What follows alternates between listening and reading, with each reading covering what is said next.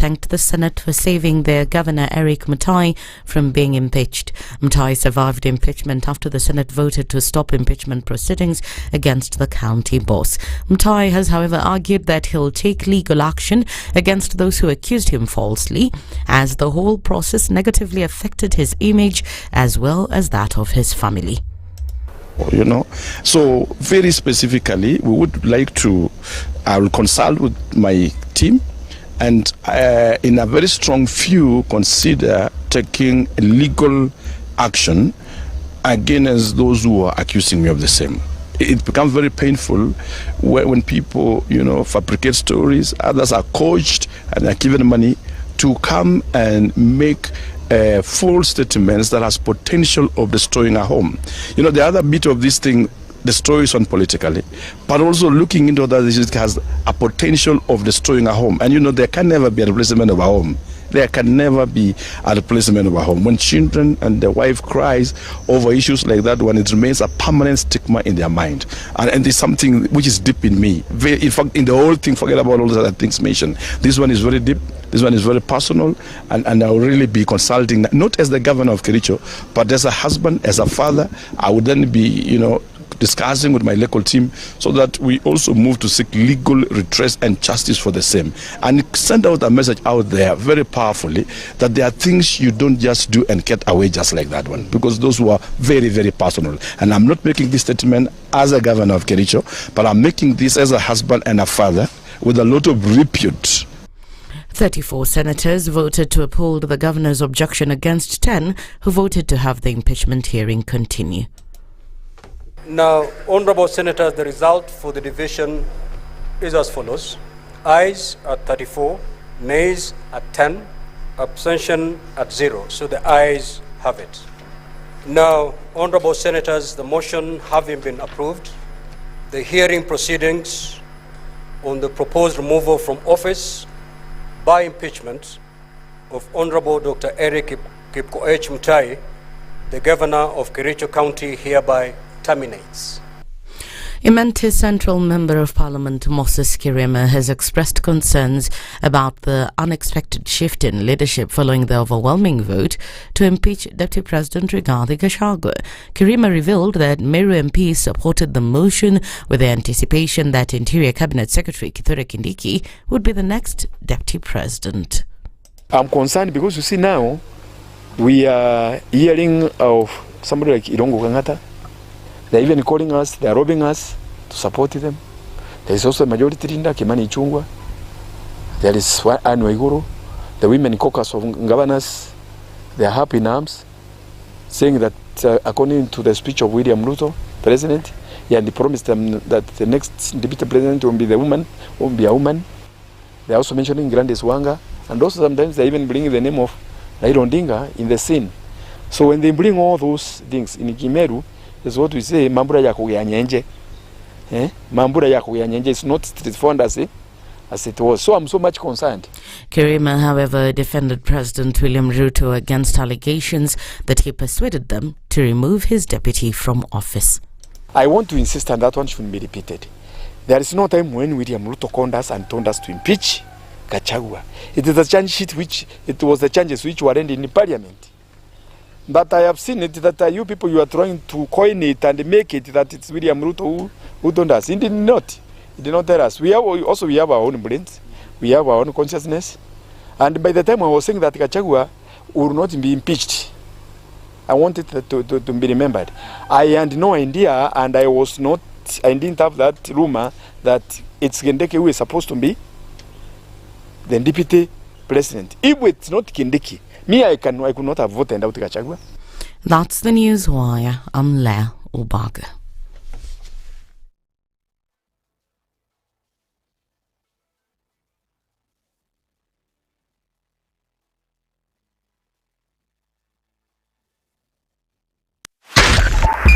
.5 Spice FM, Kisumu. This is one of the hottest show that we can ever miss in the morning, and it's a show that really gives a real situation in the situation room. Pleasure to be here. Thank you guys so much.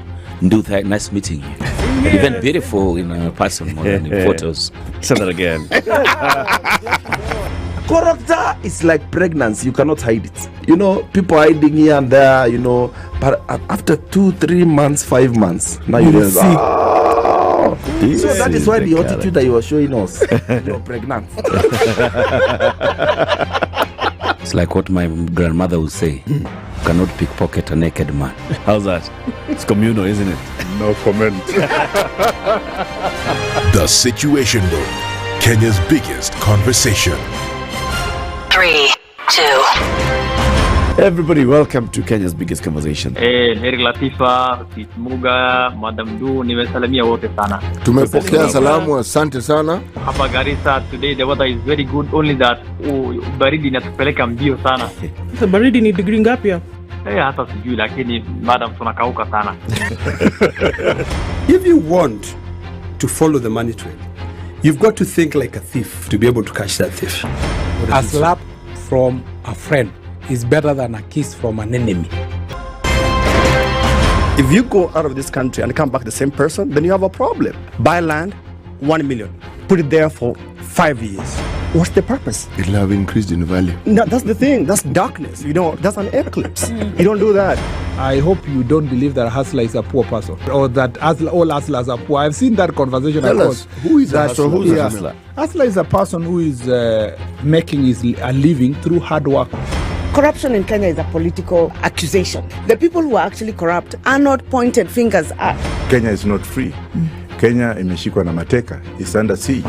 Have you seen that lodge on Nyeri Road? Very high fence. You can't even windows sleep inside. Up near the ceiling. Yes. And if you walk there at midnight, you see bats the size of cows. And when it rains, it doesn't rain on that building. Yes. When you're at All Saints and it's raining, it doesn't rain on that building. The things people will believe. The Situation Room, Kenya's biggest conversation. The following takes place from 6 a.m. to 10 a.m. every weekday on SpiceFM. If a lion shows you its teeth, it doesn't mean it likes you. It doesn't mean it likes you. It won't start. A liar calls as witness one who is either dead or far away. Say it in Kiswahili. Ben low, nin inte, yenin there, ayu markati kadikta. You know this character called liar. He has disturbed people. So when you tell him who are your witnesses, he will take you to a place where it is difficult to verify. For someone like me who sweats a lot, I cannot survive there. You know, sweating is biblical. Good. And you must blame it on Adam, not me. You know, because Adam messed up and he was told, now you fellow you, by the sweat of your brow, thou shalt eat. The Situation Room, Kenya's biggest conversation.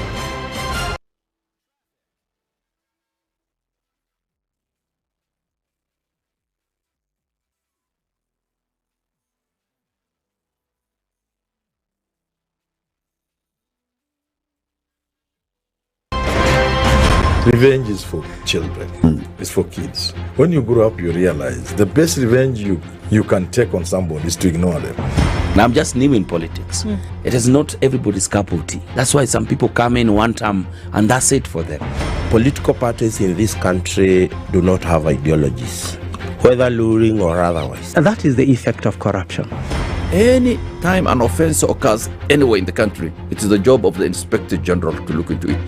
Whether it's corruption, whether it's murder, whether it's petty, that is his job. If we have chosen to be a corrupt nation, then we produce corrupt leaders. Everything then becomes chaotic that you cannot be able to change a nation.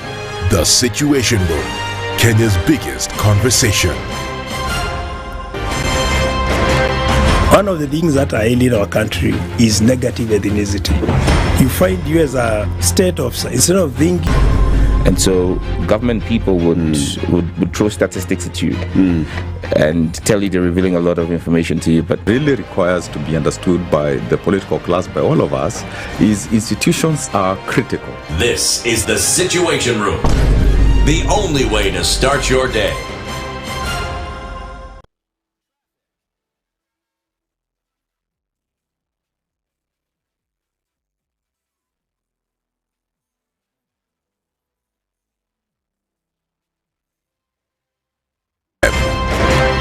This is one of the hottest show that we can ever miss in the morning, and it's a show that really gives a real situation in the situation room. Pleasure to be here. Thank you guys so much. Nduthai, nice meeting you. Even beautiful in person more than in photos. Say that again.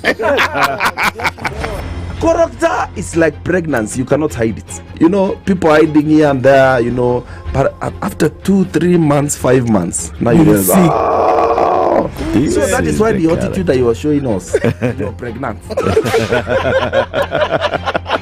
It's like what my grandmother would say. You cannot pickpocket a naked man. How's that? It's communal, isn't it? No comment. The Situation Room, Kenya's biggest conversation.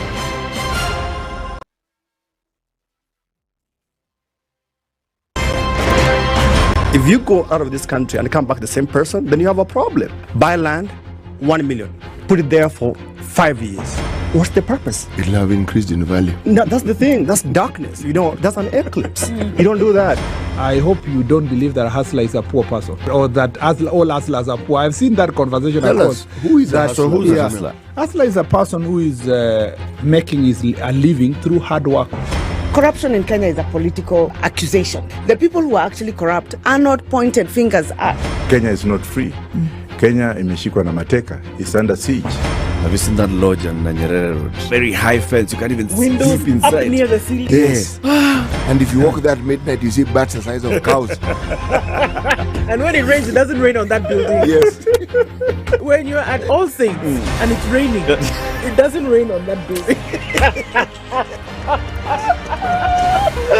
The things people will believe. The Situation Room, Kenya's biggest conversation.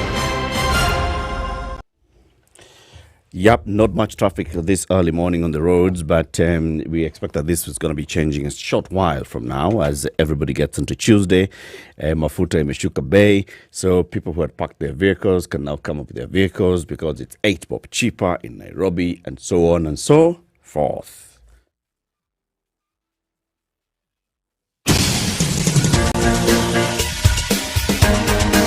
This is The Situation Room, the home of hard-hitting political commentary and penetrating insights about the state of the nation. This is a talk radio experience like no other. The Situation Room, a place for hard truths, debates, and elevated conversations. The Situation Room, witty, political, engaging, deep, controversial. In the room, we have C.T. Muga, researcher, academic, seasoned political observer, a fountain of wisdom in these politically uncertain times. Okoh, Nigerian by birth, Kenyan by choice, communications expert, Pan-Africanist, a truth seeker and believer in people power, and Eric Latiff, agent provocateur, the man in the chair, seasoned journalist, news hound, a man who believes in punching up, not down. This is The Situation Room, the only way to start your day. Good morning. How are you doing? Welcome to Kenya's biggest conversation, The Situation Room. City. Yes, please. How you doing? Very well, thank you. Hey, these minutes have just flown by, bana. Just now it was 5 a.m. Now it's 6:15. Inakuwaga hivyo bwana. Now it is, now it isn't. I don't understand this. Do not worry, you will understand in the fullness of time. Yeah. Punde will not become punde. Before you've understood. Before we understood. Yes. Allah. Ni sawa tu bwana. Ni sawa tu bwana. Bei ya mafuta na shuka. Na shilingi 8. Na shilingi 8. Now imagine if it had dropped by what it should have dropped by even reducing the road maintenance levy from 25 to 18. So toa shilingi 8 ongeza shilingi 7. Ingeshuka na 15 shilling. Bro, you know that would have made a very huge... No. That is a monumental difference. Yeah, bwana. Because it means 15 shillings unatoa katika bei ya liters. Ndio? Can you imagine? Yes. So inashukisha bei ya kila kitu. Watu wanatuenjoy. Watu bwana. The courts have said road maintenance levy freeze the increase of road maintenance levy. Lakini serikali ni nani bwana? Kwani wewe? Koti ni wao. Na serikali ni wao. So matokeo ni hayo. Bwana. Sivyo? Bwana. Anyway, we shall talk about this and others. Let me tell you quickly what we shall be discussing today. Number one, at let's start with 7 o'clock. We'll be joined by Professor Eksan Iraqi, economist and a lecturer at the University of Nairobi. Politics versus the pressing socio-economic needs of the people. We are seeing so much politics, but also sasa bei chakula bado. Well, inflation has actually dropped to the lowest by the highest margin in very many years. Inflation has gone back to, I think, 2000. Has the cost of living reduced with a similar degree? Yeah. Is that not the question? Yeah.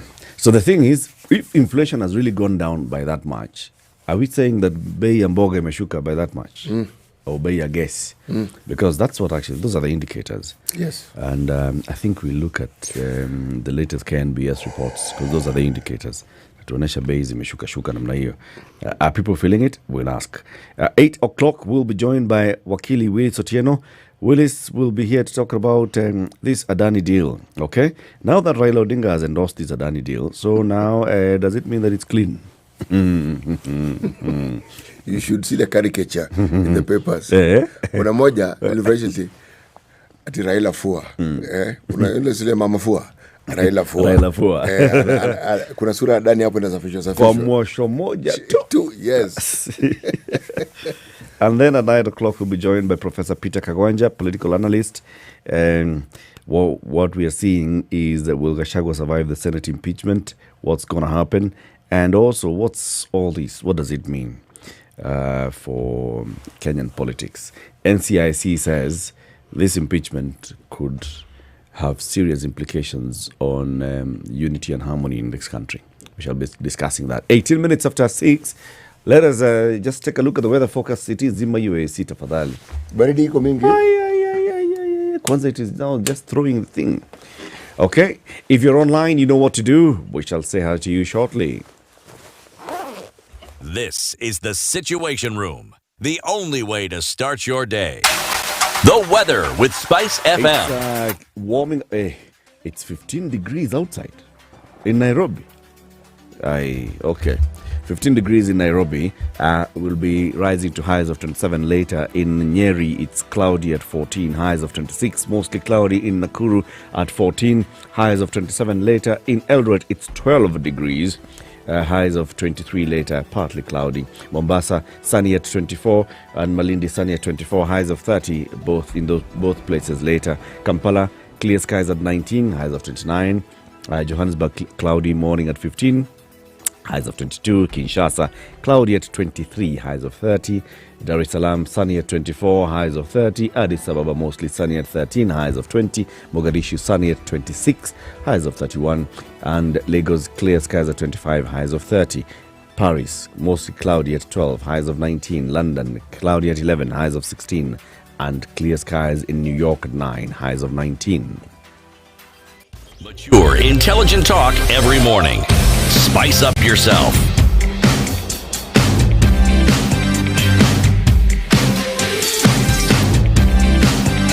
Mornings done right. 94.4 Spice FM, Nairobi. Yeah. So people are online and we are live streaming the show as we normally do kama kawaida yetu hapa katika studio hapa yetu zetu za Spice FM. Listening in from Soroti, Uganda is David Akope. Say hello to David. Hello, David. Edwin Juma anasema hey, jambo from Muscat. Hii Kenya kuna jokes haki. We ujui. Samson Mwangi, good morning Spice FM. Tunangoja matokeo ya Gachagua kwa udi na uvumba. Is that a sniper dot on your jacket, Latiff? Actually, wait, did you see? Are they? I don't know, bwana. Hey, Jojo Koth, good morning, my good people. Watching you live from Miami, Florida. Why are Kenyans not so mad with the Adani deal? The whole country should be in uproar. Imeoshwa bwana. George, that one is clean. Julia's song, good evening, Eric. Good morning, Eric and City. Beautiful Tuesday morning from the city of Champions. Richard Odera, good morning. Leban Misiani, Christopher Shirao, Felix Shitemi, Dominic Tabuga, Edwin Mwangi, good morning from Chicago. Michael Habarizenu, South Kabisa. Joseph Odigi from Bosongo. Ondigi is in Bosongo. Do you know where Bosongo is? I have absolutely no idea. Okay, me neither. Joyce Gogi, Latiff, how you corrective eyeglasses? My friend, I am the full sufferation. But Joyce, I am suffering properly. Me these things I'm going to get back and tell them mimi nilikuwa naona vizuri. Hata ile sikuwa naona ni sawa. Rachel Wanjiro, good morning. Who's next to be impeached because you're in the era of impeachment? Tunadeal na makanga saa hizi. Jijazie. Jimmy Manuthi, Peter Chamrusoi, Robert Mbogo, Tano Teka, Anthony Karanja, Don Saboa. When is the official princess on board? We don't know, bwana. This princess has gone and she has decided to behave like royalty, bwana. Anyway, everybody who's online, we appreciate your presence. Karibuni sana city. We are in the Maghreb country of Algeria. This is a country that is rich in history, my friend. Just from the Punic Wars, the Carthaginians passed by there, the Romans passed by there. Hey, it's a long. Where was Carthage, by the way? That is an interesting thing. Let's put it this way. Historians have an interesting perspective on this one. They say Carthaginians, by their origins, were a mixture of people who are of Semitic origin, people who came from, just say the regions, not just of North Africa, but kule towards Nini, Israel, and countries around the Mediterranean like Spain, namna hiyo.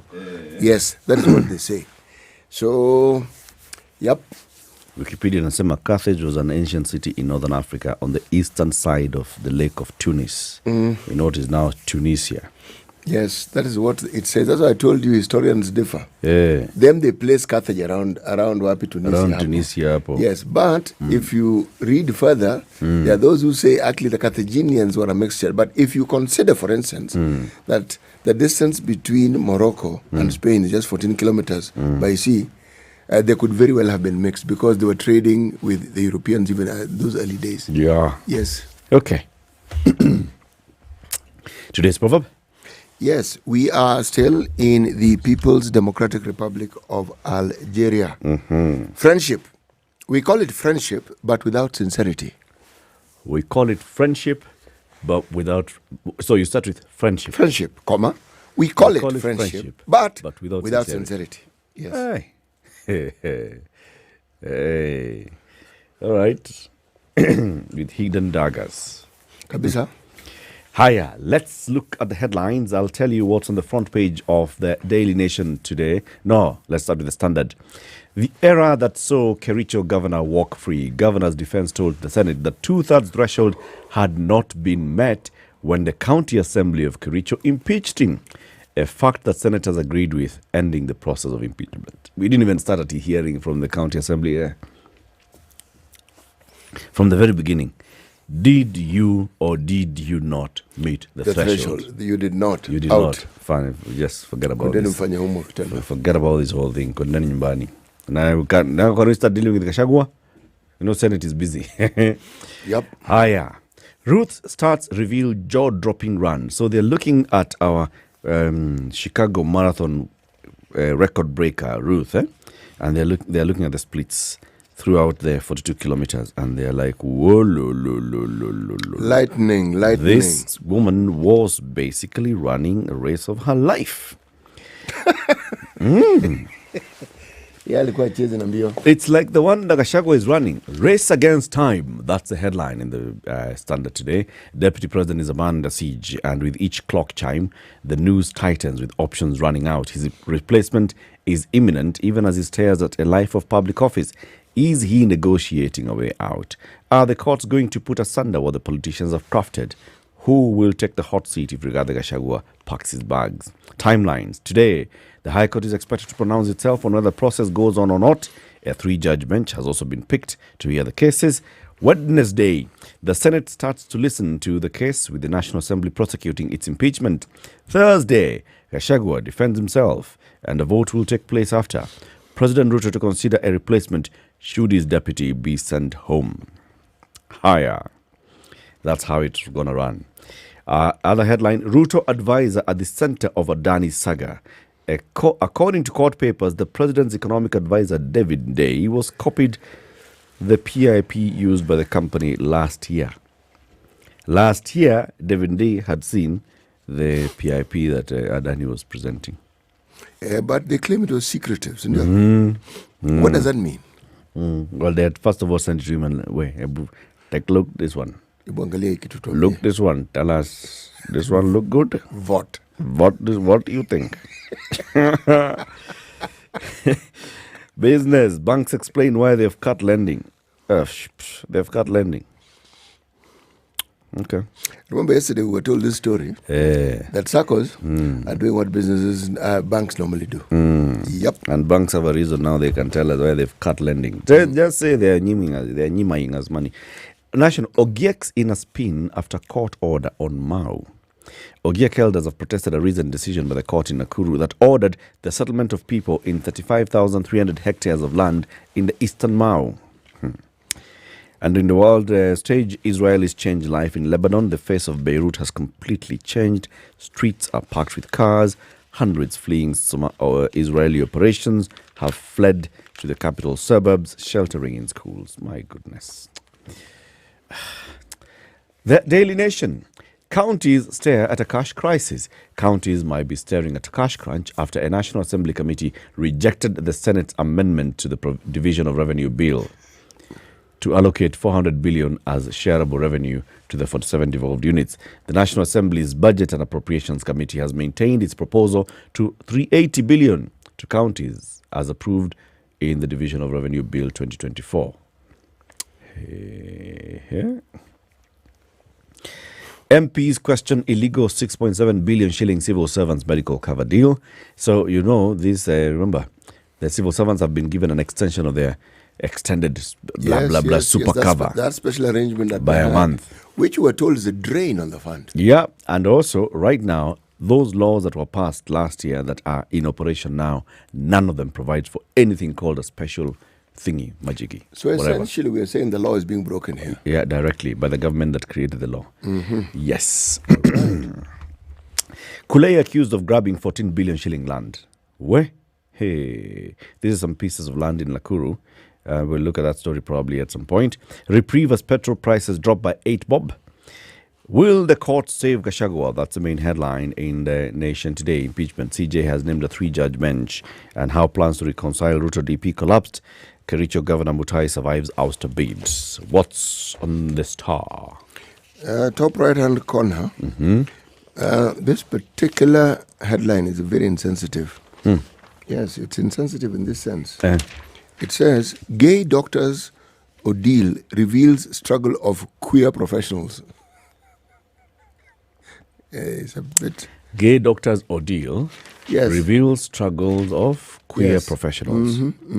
All right. So how is it insensitive? Well, a gay doctor's ordeal, the struggle of... This is something to do with a doctor who is gay and the problem of being gay and being a doctor. It's the being referred to as queer. That is what I say is insensitive. What's insensitive? Calling someone queer. We moved from that and we refer to people who have alternate lifestyles. We call them gay. They still refer the LGBTQ is queer. The Q in LGBTQ is queer. Bro, it is insensitive.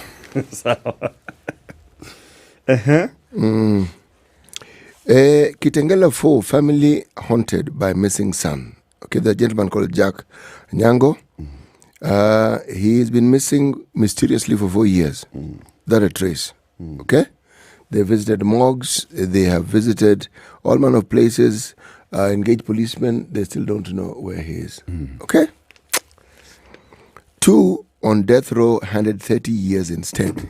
2 men who had been condemned to death row 12 years ago, okay, for violent robbery, have got a reprieve after court squashed the sentence. That is Lawrence Mwenda and Wilson Moria. They are going to serve 30 years in prison. If you add it to the 12, it will be 42. Unless they're saying that you will minus 12 from the 30. Sawa? Vaccine use could reduce antibiotic use. That's nice repetition. A new report by the World Health Organization finds that vaccines against 24 germs can reduce the number of antibiotics needed by 22% of the 2.5 billion defined daily doses globally every year. Interesting point. Well, the pharmaceutical world treat this. This is one we need to see. But today's star is free. Yeah, It's it is Tuesday. Tuesday. Free copy. Bang in the middle of the paper. Right. Gamble. Political elite still back Ruto, though the masses are unhappy. Big test for Ruto as Central resists Gachagua ouster. Mount Kenya rebelling against UDA engineered impeachment. Okay, this is a story on page 4 and 5, and there's a picture of the deputy president and the president boldly on the paper. It's like facing each other, facing Mount Kenya. All right. The Business Daily. Business Daily. JP Morgan opens Kenyan office after 12 years wait. Wow. America's biggest bank, JP Morgan Chase, has ended a 12-year wait for final approval to open its office in Kenya in the wake of regulatory hitch that blocked its Nairobi operations and slowed the lender's expansion in Africa. This is not entirely the whole story. Part of the story is this. The American regulatory authorities had also placed certain caveats which they had to overcome. They did not want JP to open an office in Kenya. No. Yeah. There are certain things they were supposed to do, and it took time for them to do it. Who, JP or Kenya? JP. In America. You know, they have to, before you open, okay, let me put it simply. Before you come and open an account in Kenya, the U.S. regulatory officers must tell you, okay, you can go and open an account in Kenya. They have to give you permission. And then Kenya will also tell you yes. But a year ago, they had been told, okay, you can begin the process of doing A, B, C, D. All right? But now the process has been upgraded. Now they can open business fully and come. And you know, when we hear JP Morgan is coming, we can only assume they're bringing money. Yes. Prime Nairobi warehouses rent jumps 5% on demand. So if you're planning to engage with the warehouse business or do business in a warehouse, remember, the rents have jumped. Kenya gets relief on borrowing costs after IMF policy review. Kenya will be relieved from paying millions of shillings in surcharges to the IMF following a policy review by the multilateral lender to help countries cope with the impact of higher interest rates globally that have pushed up borrowing costs. Right. Ketraco to disclose Adani tariffs in the 95 billion power deals. Okay, the Adani story is still with us. It's not going anywhere. Bang in the middle of this particular paper. KRA eyes crypto exchange tech link to nail tax cheats. KRA is in the paper. KRA eyes crypto exchange tech link. Let me read it. KRA eyes crypto exchange tech link to nail tax cheats. Strategy to nab tax dodgers in the secretive market of crypto. All right? Platform attractive to fraud and money laundering deals. Oh, is that so? Yeah. Okay. That is the story. So this is what KRA is busy. KRA is very busy. They must collect. They must collect. They must collect. Yes, and they're looking for every means, every how and means to collect. They must continue. Yes. The People Daily. Ruto summons top sports officials over AFCON billions. Remember, the People Daily has been on this story. Billions have been eaten before ahead of AFCON. Billions have been eaten ahead of AFCON. They have not let go of this one. They are not letting go. Now they are saying Ruto has summoned top sports officials over the AFCON billions. And they're the only ones who are carrying it. No one else is carrying this story. Wamekufa nayo. Anguka nayo. Haya. Supreme Court judge drawn into Keane property dispute. Keane here being John Keane. Remember the late John Keane? I remember the late John Keane. And the Supreme Court judge in question, the photo that has been posted here, assuming that is in the story, is Justice Isaac Lenaola. Taking Mount Kenya bull by the horns. Governor Ruto, Governor Ruto cabinet official, former KEMSA chief, lead the onslaught against impeached Gachagua, who has surrendered to the courts. And they have photos here of Dr. Andrew Mulwa, he's a former KEMSA chief. Mercy Wanjao, she is the Ruto cabinet official, secretary of the cabinet. Johnson Sakaja, that is the governor. And then we have Mwenge Mutuse, who is the one who took the motion to where? Yeah, the bringer of the motion. The bringer of the motion to Bunge.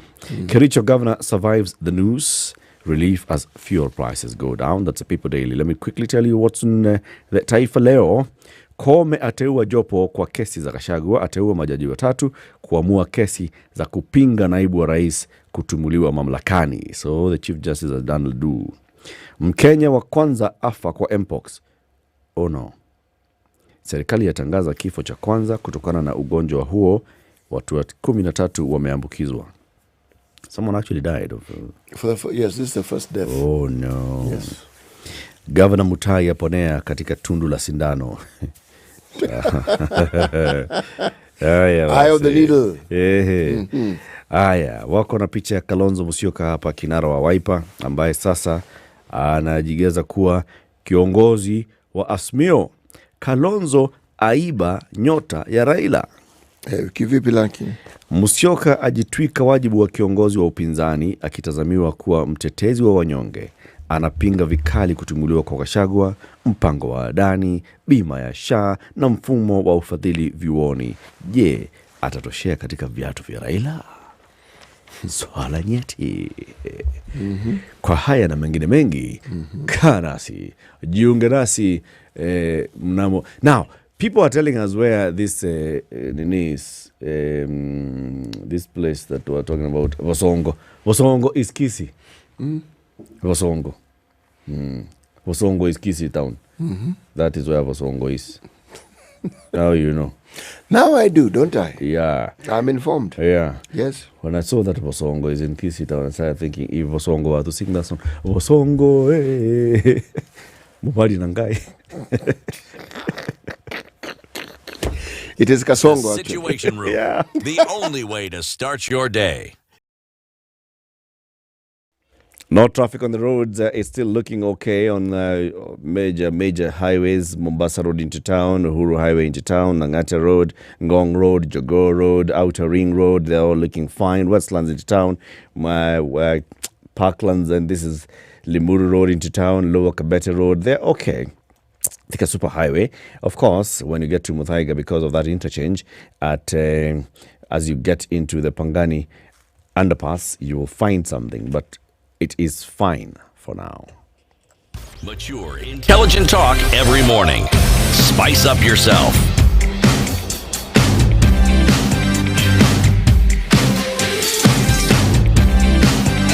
Mornings done right.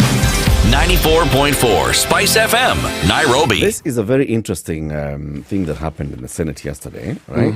With regards to the impeachment of the governor of Kericho County, Dr. Eric Mutai. Yes. More than 5 hours filled with tension, less than 5 minutes of voting and divided senators was all it took to save the embattled Kericho governor Eric Mutai.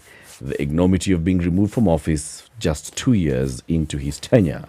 A preliminary objection by Dr. Mutai's counsel, Katwa Kigen, on whether the county assembly met the 2/3 threshold required to remove a governor from office by impeachment, saved the day, cutting short a planned 2-day impeachment trial.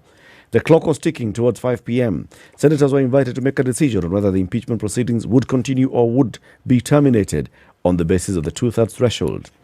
Racing against time, the Senate Deputy Majority Leader Tabitha Karanja from Nakuru moved a motion, which was seconded by Minority Leader Stuart Madzayo, to uphold the preliminary objection and forthwith terminate the proceedings against Dr. Mutai. Speaker Amason Kingi was in the House. He read the mood of the House and invited the senators to vote on the objection, saying support from at least 24 county delegations was needed to determine the proceedings. Sitting pensively with a sword of Damocles hanging ominously over his head, 34 against 10 senators voted to uphold the objection, giving Dr. Mutai a political lifeline, just like that. Yes. The 10 who voted against, they wanted the motion to continue, were Kericho Senator. This is the governor of Kericho. Kericho Senator Aaron Cheruiyot voted to say, let the county assembly be heard. Please, tafadhali. Yes. Nandi's Samson Cherargei, Boy Isa Juma of Kwale, Madzai of Kilifi, Okongo Mugeni of Nyamira, Oburu Oginga of Siaya, Tomoji of Kisumu, Ledama Olekina of Narok, Mohamed Faki of Mombasa, and Eno Kombua of Kitui. Nonetheless, the journey to redemption for the governor began minutes to 11 when Kato Kigen rose in the Senate to invite the House to terminate the proceedings, saying the threshold was not met, arguing that the requisite threshold for passage of a motion to impeach Dr. Mutai is 32 MCAs. Only 31 had approved the motion. So here is the argument. The County Assembly of Kericho has 47 MCAs. 2/3 of 47 is 31.3. Yes. So if you round it off to the nearest whole number? If you do it mathematically, you come to 31. Yes, but if you do it politically? If you do it for human beings, there is no point something. Point something of a human is a whole human. So you go to 32. That logic is flawed completely. It is not. It is absolutely flawed. Yes, it cannot be. How can you move from 31.3 to 32? It is human beings. A third of a human being, 0.3. Yes. 0.3 of a human being is not a full human being. It is even if it's a finger. 0.6, it would be a full human being. If we are 5 people here and CT's finger, is CT in the room or not? My friend, that logic is flawed. No, you answer the question. I've just answered it. Is CT in the room or not? If I am here and we are 5 and we are counting, for there to be a majority, there need to be 3 as opposed to... No. Okay, ask your question again. Maybe I have misunderstood you. We are 5 people here. Yes. And CT's hand also is in the room. But I am with my hand. Are we 5 or are we 6? No, but we were 5 to begin with. Me includes my hand, my head, my feet. And that's why we are 6. Okay, that logic is... Have you seen? No, no. If we say... Eric, let me make this clearer. If we say we only needed CT's hand to complete the fraction, Eric, CT says, I cannot detach my hand. Eric, I have to come into the room. How many people do we have in the room? Eric, let me explain this so that we don't argue further. I will not understand it, okay? Okay? It doesn't matter what you say. I will not understand it. So see, I've provided you with clarity. You know why I find this very interesting? Yes. Because we go back into the cabinet. And the composition of the cabinet. Okay? The cabinet has president, deputy president, okay? Attorney General, yes. Not more than 20. It's usually 20 what? 22. It was 22. Yes. That should be maximum. Yes, not more than 22 cabinet secretaries. That makes it 25. 25. Okay? Are we together so far? That one I understand. Yeah. No arm of government should have not less than 2/3 representation. Not more than 2/3 representation. Yes. Right? Yes. So, what is 2/3 of 25? It is 8.1. 2/3, not 1.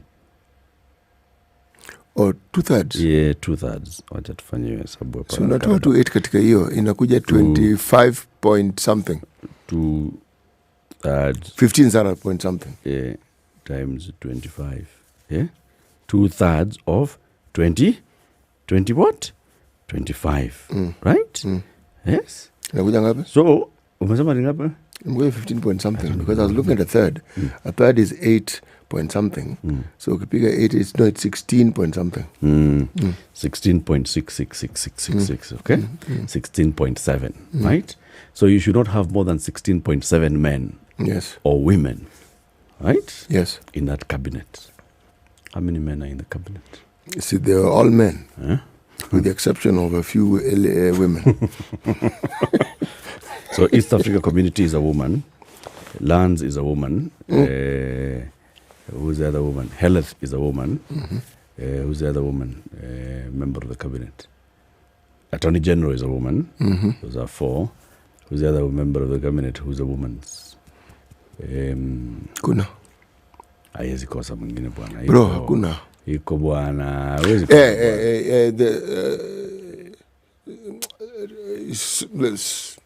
that lady was in environment. Soipan defense. Yes. You know, I was thinking then I realized that one is a man, so I can't mention it.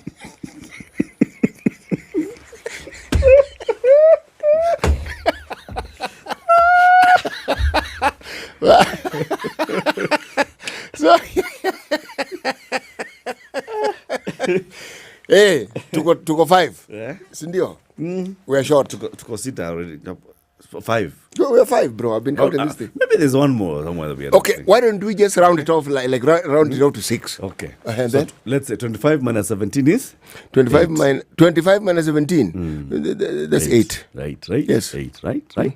Right. So we should have 8 women in the country. We are short. Do we have 8 women? In No, the we do not. Katwa Kigen should now take this case further. I see what it is that you are saying. Oh, if that was the logic that you're putting across, then I understand. I'm with you. Umeona? Nimeona vizuri sana. But by the way, if we extend it now properly to every arm of government, maana tuko na shida. Tuko na shida. A precedent has been set here, sindio? Okay, who? Chief, you're not going to find another Tourism. 6. We had already allowed for that 6. You're not going to get to 7, neither are you going to get to 8. Tunasahau nani mwingine? Erika kuna bwana. Watu wanatuambia health, tourism. We've already covered all those. Interior is not. Aya. So that's how Governor Eric Mutai survived. Are we together? Yeah, that's how we survived. Mm-hmm. And that was brilliant of Katwa Kigen, because he said, look, this assembly voted for a speaker, and when voting for a speaker, they were looking for 2/3. At least 32 MCAs voted for the speaker who's currently in office. Yes. This assembly has previously impeached a former governor, Professor Chepkwony. Mm-hmm. At that point, at least 32 MCAs had supported. Now they are coming to you, senators, and only 31 of them had supported the impeachment. That was not constitutional. And that was it. You know, this is where now one is grateful for having lawyers who actually pay attention to details. Okay? Same must be said of Kawira Mwangaza's lawyer during the second time she was in the Senate, because her lawyer actually was very clear about processes, and was clear. When you listen to his argument, though he placed it, he made perfect sense. Kabisa. Yes. And Katwa Kigen here has also made sense. Kabisa. He has understood.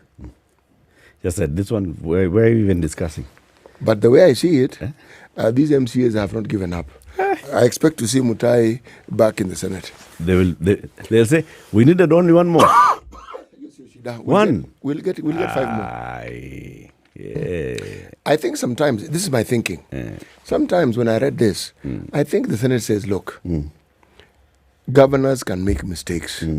Let's give these guys an opportunity to go and sort their matters out. Because after all, these MCAs are people whom they work with. Yes, okay? yes. When you brought a second time, I told Nani, you umeleta mchezo. It can't be that these same people bring you back here. Something wrong with you. Yes. So second time, the likelihood of succeeding a second time is slim. Yes. It's slim. Yes. Our threshold seems to be you can even manage to escape 2 times. Third time, you're gone. You're hata wewe bwana. Surely. Yes. Yeah. Tell us a story. I'd really like you to tell us the story of that the discriminatory story. That I can tell you. No, you didn't call it discriminatory. What did you say? It was insensitive. It was insensitive headline. So don't read the headline. Read the story. Well, the doctor has been given a name, which is not their name. Bless you. This particular, thank you. It's called Martin Nyambura. Okay. Will there be a time sexual minorities are accepted and get accepted and their space honored? He posed to the writer after a media roundtable in Nairobi. Being unmarried has also put him at cross purpose with his colleagues as some discover his inclination. Sometimes his ability when handling patients is questioned, even though he is relatively senior, having been a doctor for 10 years. It is just getting too much. One colleague once joked that I should not contribute to a discussion on pediatric care at the hospital because I don't know how children are born because of my orientation, the 48-year-old man said. Because you're gay, you don't know how children are born. But that fellow was being... That is just... That's malicious. That's just absolute nonsense. Mm-hmm. Another claim that I cannot be entrusted with giving gynecological and obstetric care to my patients. You can't practice OBGYN if you're gay. Unasikia sasa. Okay? Anyway, Aisuru. However, Nyambura says, while being queer does not make him any less... Who's Nyambura? See, Martin Nyambura. It's him. Yes, otherwise known as, we're not told his real name, but you and your Gina A story. Okay? Says that while being queer does not make him any less a doctor, he does not flaunt his orientation. That's absolutely true. Yes, the medic has not gone public about his inclination, neither does he behave or dress in a manner that could easily out him. Mm-hmm. He highlighted the stigmatization faced by his group, by this group of people. It is disheartening that most people of minority sexual orientation have to go through this in one shape or form. I know of many top officials, even in government and boardrooms, who are queer and suspect they go through the same things. A report by human rights agencies show that transgender people face stigma, discrimination, and violence in Kenya. Those are transgender. No. He just added that to the mix. Okay. It's not that he's transgender. He says people like that, even transgender, have this problem. We do have a problem. All right. There's very many angles to this story. Okay, let me... So he outed himself. He's the one who came out and he's the one who's been saying, I am homosexual. Yes, he is. And he's been telling his colleagues there's somebody who's also a gay activist who says, as a society, we embrace drunkards and all manner of people. Queer people are not just asking to be, they are just asking to be let be. We are not asking to be accorded freedom. We are asking to be accorded freedom and safety like all other people. Okay. Yes. Well, the thing is, the bias... It's true that I think... Well, continue. No, please go on, Eric. I was just about to tell you, it will not be a switch. It will not be a switch. It will not be someone will just switch on and just like the lights go on, everybody in the country will be okay, will understand, will know. No, that won't happen. There are people who are okay with him. It's just that, they ask themselves those questions. Maybe they're just voicing those questions loudly. So, yes, because their understanding is... It doesn't fit. It's something they cannot quite understand. Yes. But I guess, is that not the question when it comes to things that we are unfamiliar with? Yes. We treat with suspicion. Yes. And anything that... This is the thing. When you're having a discussion about a subject or a topic that has a leaning towards sexual matters, the sensitivity goes a notch higher. Yes. There's something that I want to talk about here on page 10 of the Standard. There's a very interesting story. 3 awarded Nobel Economics Nobel for their work in wealth inequality. Yeah. There are 3 people. Some names I'm not to get right, like this one. Daron Acemoglu, that's the name of this gentleman. He's a professor at MIT. There's Simon Johnson, also a professor at MIT, and James Robinson, a professor at the University of Chicago, Illinois. These 3 were awarded the most prestigious award I think one can get in any field for actually demonstrating a relationship between societal relationships and institutions. Essentially, what their research said was this. In countries where you have democratic institutions, there is a greater opportunity for there to be a lessening of the divide that people feel economically.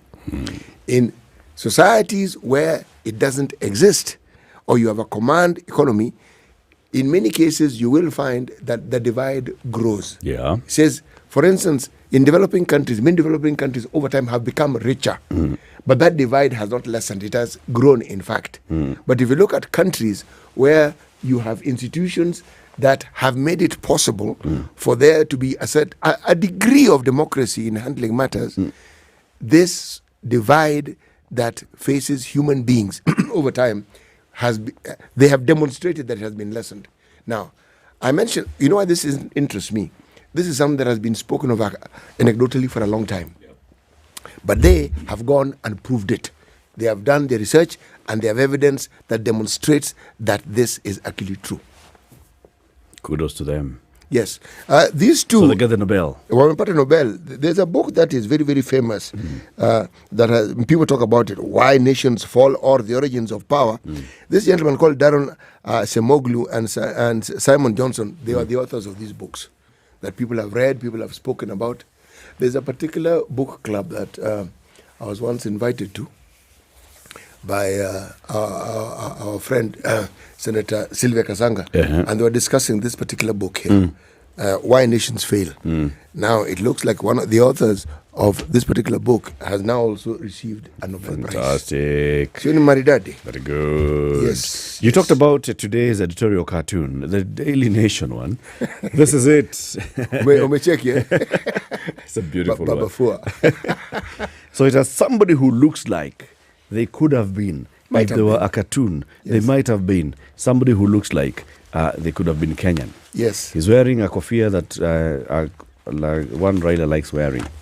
Amejifunga leso, ako ndani ya buff ya karai. And the leso is written, anatoa madoa yote.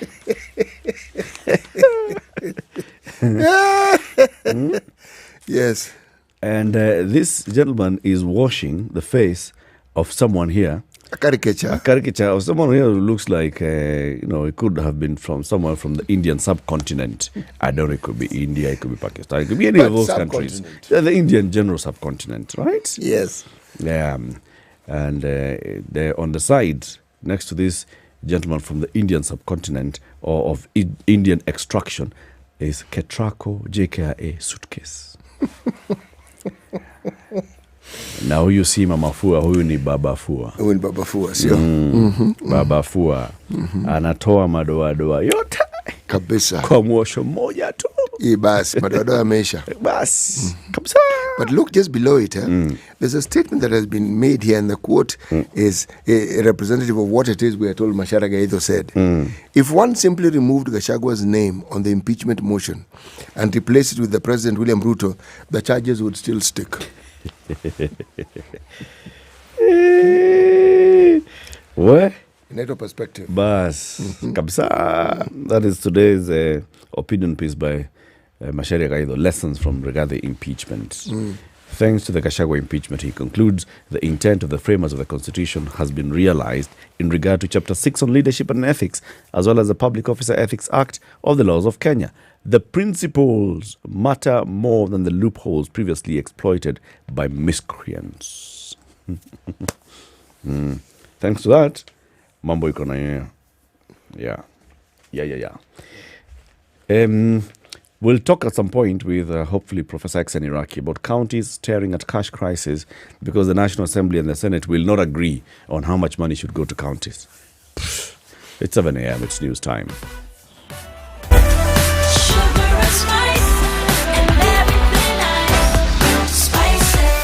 Spice up your life. It's now 7 o'clock with Safaricom. Go monthly with an all-in-one bundle and enjoy convenience and value with Safaricom. For just 2,000 bob a month, enjoy 17 GB data, 1,000 minutes, 2,000 SMSs, and free WhatsApp. Go monthly. Dial *544# and select Go monthly. Safaricom is for you.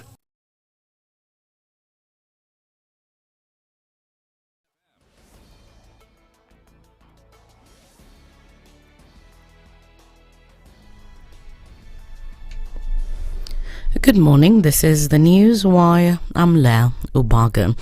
Courts will today are expected to rule on Deputy President Rigathi Gachagwa's request to stop the Senate from proceeding with plenary sessions on his impeachment. Chief Justice Martha Koome yesterday appointed a 3-judge bench, of which they'll be hearing 6 petitions seeking to stop his removal from office. The panel is chaired by Judge Eric Ogola, while Judges Anthony Murima and Dr. Frida Mugambi are members. However, the lawyers of the National Assembly and the Senate, led by Paul Nyamundi and Eric Gumbo, have urged the courts to allow Senate carry out its obligation.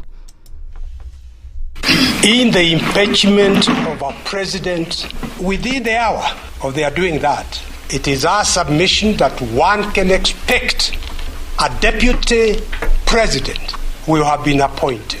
His Article 38 rights are taken away, and he cannot even return to his former position as the DU for Navakholo in Kakamega. This matter is not consolidated with the matter where the Kerugoya matter has been consolidated, and it cannot then be a proper exercise of this court's jurisdiction to turn petition number 550 of 2024 into the enforcement proceedings for orders made in petition number 14 of 2024 in Kerugoya. In such instances, my lord, the courts would exercise judicial restraint and allow those proceedings to be completed, then make an inquiry. This event comes as Senate Speaker Emerson Kingi ruled that Parliament cannot be injuncted and that preliminary objections to court orders do not stop hearings already in the Senate. I rule any injunction interfering with the work of Parliament has no effect on Parliament in exercise of its constitutional function. Such court orders have no effect on the National Assembly or the Senate or any of their committees respectively. In the unlikely event of any such orders, Parliament and its committees shall proceed unabated, unfettered and unhindered, as may be directed by the respective Speaker of Parliament. Now, the question of the effect, if any, of the court orders injuncting the Senate from conducting any business is well settled.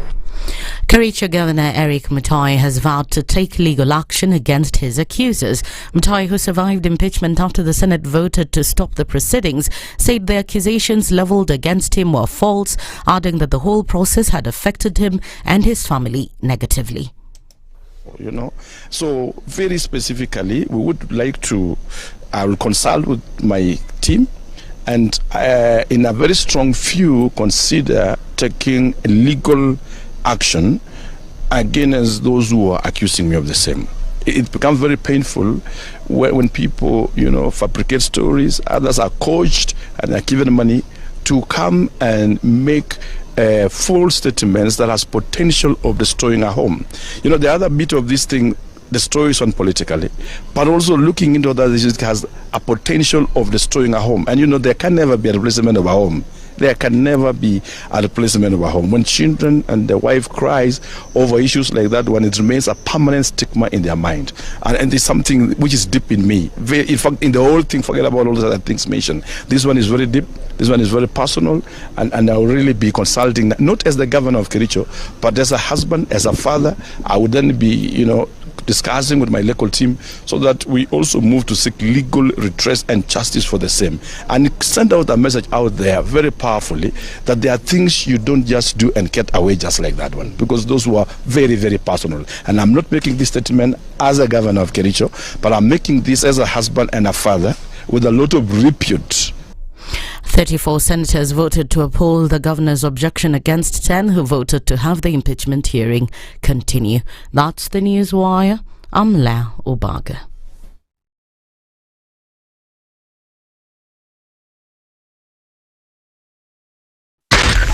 SpiceFM, Nakuru.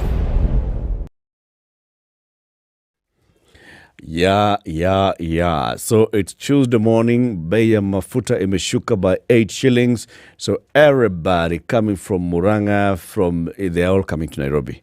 So the traffic on Thika Superhighway, it stretches beyond Survey, and then you'll find it somewhere around the KSMS and Outer Ring at that junction at Allsops. From Allsops, it stretches then back all the way to Safari Park, and then you get a bit of a reprieve. You go to Kasarani at the Mwiki Road. So Kasarani Mwiki Road, around there's traffic that stretches. There's something that's happening on that road because it goes all the way to Kahawendani. Just be patient. That's what we call upon you to do this morning. Higher on Mombasa Road coming towards town, it's all right. Actually, even in Maradaima is not so bad. So in Maradaima, that stretch to General Motors is not bad. On North Airport Road, it's okay. On Eastern Bypass, it's all right. Outer Ring Road is okay. Langata Road heading towards town is fine. Even at the roundabouts now, Stadium, Bunyala roundabout, Haile Selassie roundabout is fine. Coming towards town from Westlands, it's all right. Even at Bogoga Green, it's just starting to build up now. James Geshoro Road is okay, but of course around the school areas you'll find a bit of traffic. Lower Kabete Road is still okay for now. So let's see, in about half an hour maybe things will be different. This is The Situation Room, the home of hard-hitting political commentary and penetrating insights about the state of the nation. This is a talk radio experience like no other. The Situation Room, a place for hard truths, debates, and elevated conversations. The Situation Room, witty, political, engaging, deep, controversial. In the room, we have C.T. Muga, researcher, academic, seasoned political observer, a fountain of wisdom in these politically uncertain times. Ndu Okoh, Nigerian by birth, Kenyan by choice, communications expert, Pan-Africanist, a truth seeker and believer in people power, and Eric Latiff, agent provocateur, the man in the chair, seasoned journalist, news hound, a man who believes in punching up, not down. This is The Situation Room, the only way to start your day. It is the only way to start your day, and we thank you because you have been wise enough to know this is the way to start your day, and you've started it the same. This is The Situation Room on SpiceFM, on KTN, on YouTube, on Facebook, on X, on TikTok, on Radio Garden. We live stream the show everywhere, on all platforms, every morning from Nairobi to the world. That's the Standard Group Center along Mombasa Road. That's where we are. So the all-in-one package is what Safaricom decided. You know what? Let's just make life easier for everybody. City. So what did they do? Well, what they did... They said that for 2,000 Kenya shillings, something magical will happen to you. You will receive 1,000 minutes talk time. Yes. 1.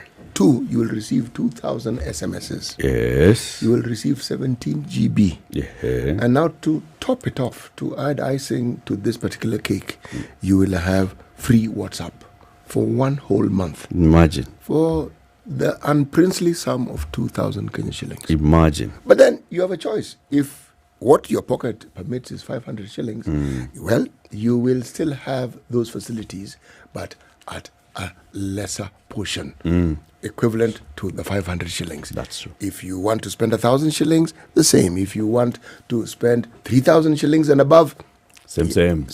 Yeah. Yes. It's the wisdom here is that you shall not lack when you need to call or to send a message or to browse or to go onto WhatsApp. Yes. You will, once you've just paid once, for the next 30 days, you are sorted. Yes. So dial *544#. That's *544#, and then you choose your package. Well, it'll bring you to another suite of menus. From there, select number 4. It says go monthly. After the number 4, go monthly, it'll bring now the all-in-one. Select the all-in-one packages. Choose the one that you want. Is it 500? Is it 1,000? Is it 2,000? Is it 3,000? Whatever suits you, whatever works for you is what you need to think about and go with. It's the same thing about convenience in life. It's a convenience, for example, of you want to buy milk. Maziwa imeisha in the middle of the night. Gas imeisha in the middle of the night. You are heading home and then you realize, oh no, I wanted to pass by this supermarket and buy 1 or 2, 3 things. It's already 10 p.m. They've closed. Naiva says, no, we are not closed. We don't close ever. We are open 24/7. You can come.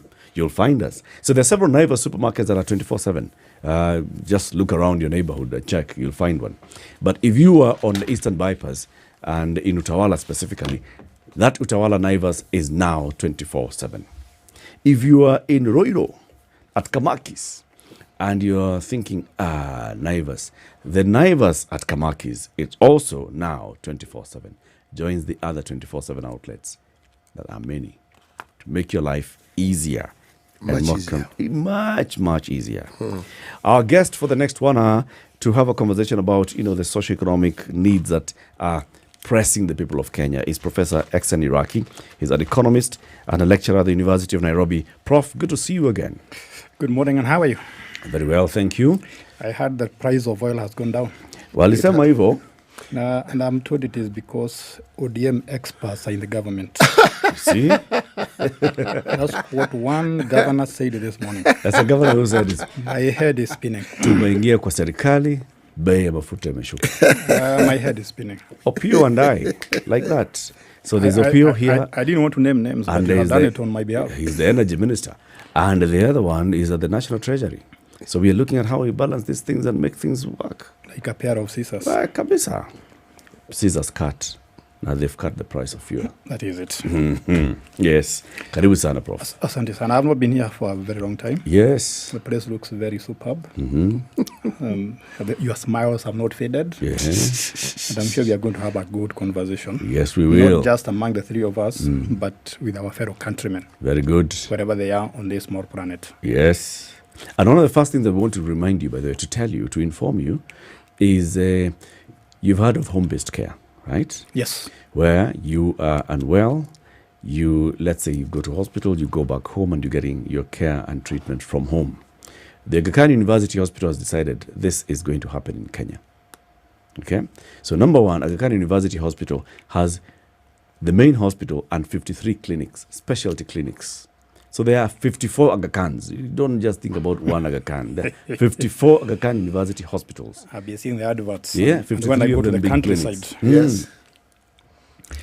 And some people think that is diluting the name of Aga Khan. Yeah. Because it's everywhere. How can you have just an Aga Khan here? Yeah, so when we were small boys, we would tease each other.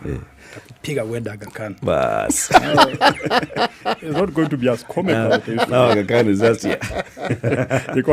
Yeah. So one of the things that they said is that let's bring it closer to you. And then the second thing that they're doing is they're saying, if you come to an Aga Khan facility and you've seen a doctor, you don't have to stay admitted in the hospital. You can go back home and we will provide home-based care.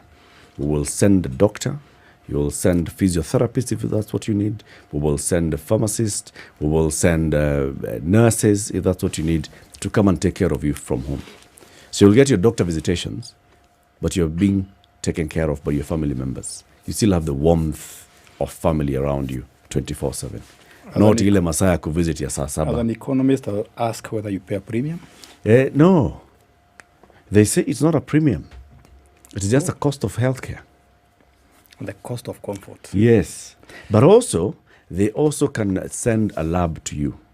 So you don't have to come at it to Wagakani to do blood tests, stool tests, kupima pressure. They actually send a mobile kit unit to you. It comes at no extra cost. So that is bringing services closer to the people. That's it. Yes. That is it. But I'm very surprised that there is no premium to pay.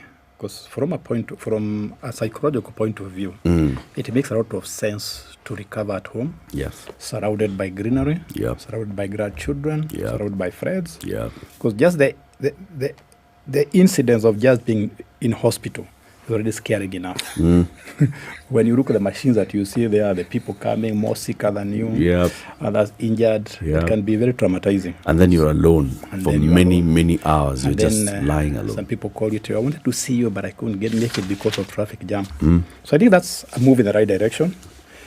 But it's not just Aga Khan. I think every institution that offers services should bring services closer to the people. Yep. I know my students are very happy when I tell them that today we are having an online class. Because from the comfort of their rooms, they're able to get my lecture. Very good. And ladies tells me that the good thing about it is they don't need to have makeups.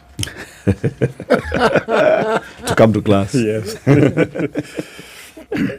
City. Yes. Welcome, Prof, with today's proverb. Yes, our proverbs for this week come from the People's Democratic Republic of Algeria. Okay? Friendship, we call it friendship, but without sincerity. Friendship. We call it friendship, but without sincerity. That sounds like hypocrisy. Yes. It is hypocrisy. If you're afraid and there's no sincerity, that cannot be friendship. How old is that proverb? It's ancient. Yes. It was coined a long time ago. With all the artificial intelligence and all the technology and all the knowledge, how come we don't come up with new proverbs? Well, I guess the thing about proverbs is they seem to point to a certain... City, don't fall into this trap. Prof, what's your interpretation of this proverb? This man is diverting. Oh, no. I understand. I understand what he was doing. But he knows better than anybody else that the reason why proverbs are the way they are is because they point to a truth that defies time and age and space. So maybe what we think is common sense now would be wisdom, and proverbs maybe 100 years from now? Yes. Yes. So I'm impatient. Make it 200 years if you like. But I think the interpretation of this proverb is very simple. That any friendship should be based on sincerity. It should not be transactional. It should not be based on I give you, you give me. So once you remove sincerity from friendship and from service delivery and from everything else, it becomes something else. So if it's transactional, it is not friendship. No, I give you the money, you go. When you go to a petrol station, you don't need to know the name of the petrol station attendant or the owner of that petrol station. You get your fuel and go. You pay. That's not how friendship is supposed to be. It's supposed to be sincerity. It's a good one. So some of the things that are said today will become, words of wisdom in the future. Like, usiuze mulima. That's not from me. There's one I heard yesterday from Gen Z. Yes. I don't know whether they got it from that. You don't know you're in a pyramid scheme until you are at the bottom of the pyramid. Never thought about that. So that will probably be a future proverb. That's what it occurs to you clearly. One of our listeners watching on the YouTube live stream has got jokes. Says the Chief Justice has actually got jokes. So the Deputy President Rigathi Gachagua is going to court to try and stop Mulima kuguzwa. Yes.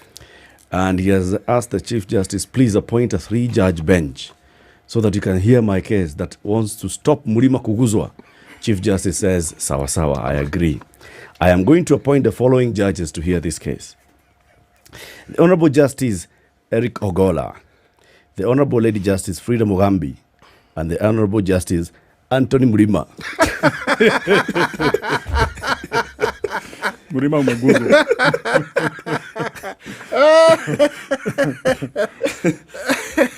CJ's got jokes. That's a real money joke. Prof, a lot's happening. So, the price of fuel has come down. Okay. We were talking about it earlier and saying, we've just been reporting that, the rates of inflation have come down. That's why even the Central Bank Monetary Committee has decided, let's start bringing down our interest rates, right? Because inflation has come down really, really much. And City asked me, but has the cost of living come down? So I ask you. That's the thing that is spinning my head. The reason why inflation is going down is because people have no money. If you have no money, there will be no demand for goods and services. So if I'm a supplier of goods or services, how do I attract people to come and buy whatever I'm selling? Bring down the prices. So I don't think the inflation is going down because the economy is doing very well. It's simply because people have no money. Really? Do you live in this country? I do. Yeah. And your neighbors have money? I don't know. That's why I'm asking you whether you live in this country. People don't discuss money. No. I'm still the same way I was. I didn't have money. Maybe that's why you don't notice that. But if you look at the way the economy has been performing the last maybe 1 year, I think the economy has not grown as fast as expected.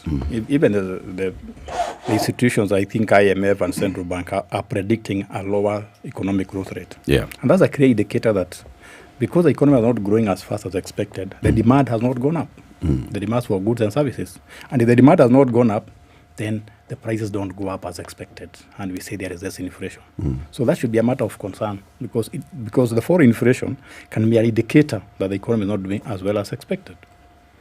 Do you think that's how they look at it? Do you think there are other economists, especially in the National Treasury, or even in the Monetary Policy Committee of the Central Bank, who actually see that as a possible reality?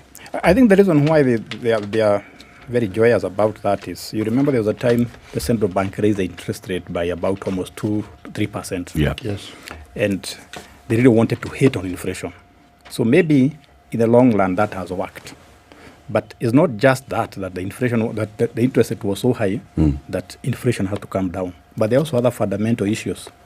Like if you look at the aftermath of GZ protests, I think there were some economic consequences. And one of them was the economic slowdown. And when the economy is not doing very well, the demand for goods and services go down. And inflation is subdued. Yeah. So it's a multiplicity of factors. It's not just the fact that interest rate was up. interest rate going up had an effect, but there are other factors that have affected that. Why were the goods expensive? Say again? Why were the goods expensive then? I think there's a question everybody has been asking, because when Kenya Kwanza government came to power, the price of goods kept going up. Yeah. And one reason was that the exchange rate was not very good. Yeah. So because the sharing was very weak, people compensate by raising the prices.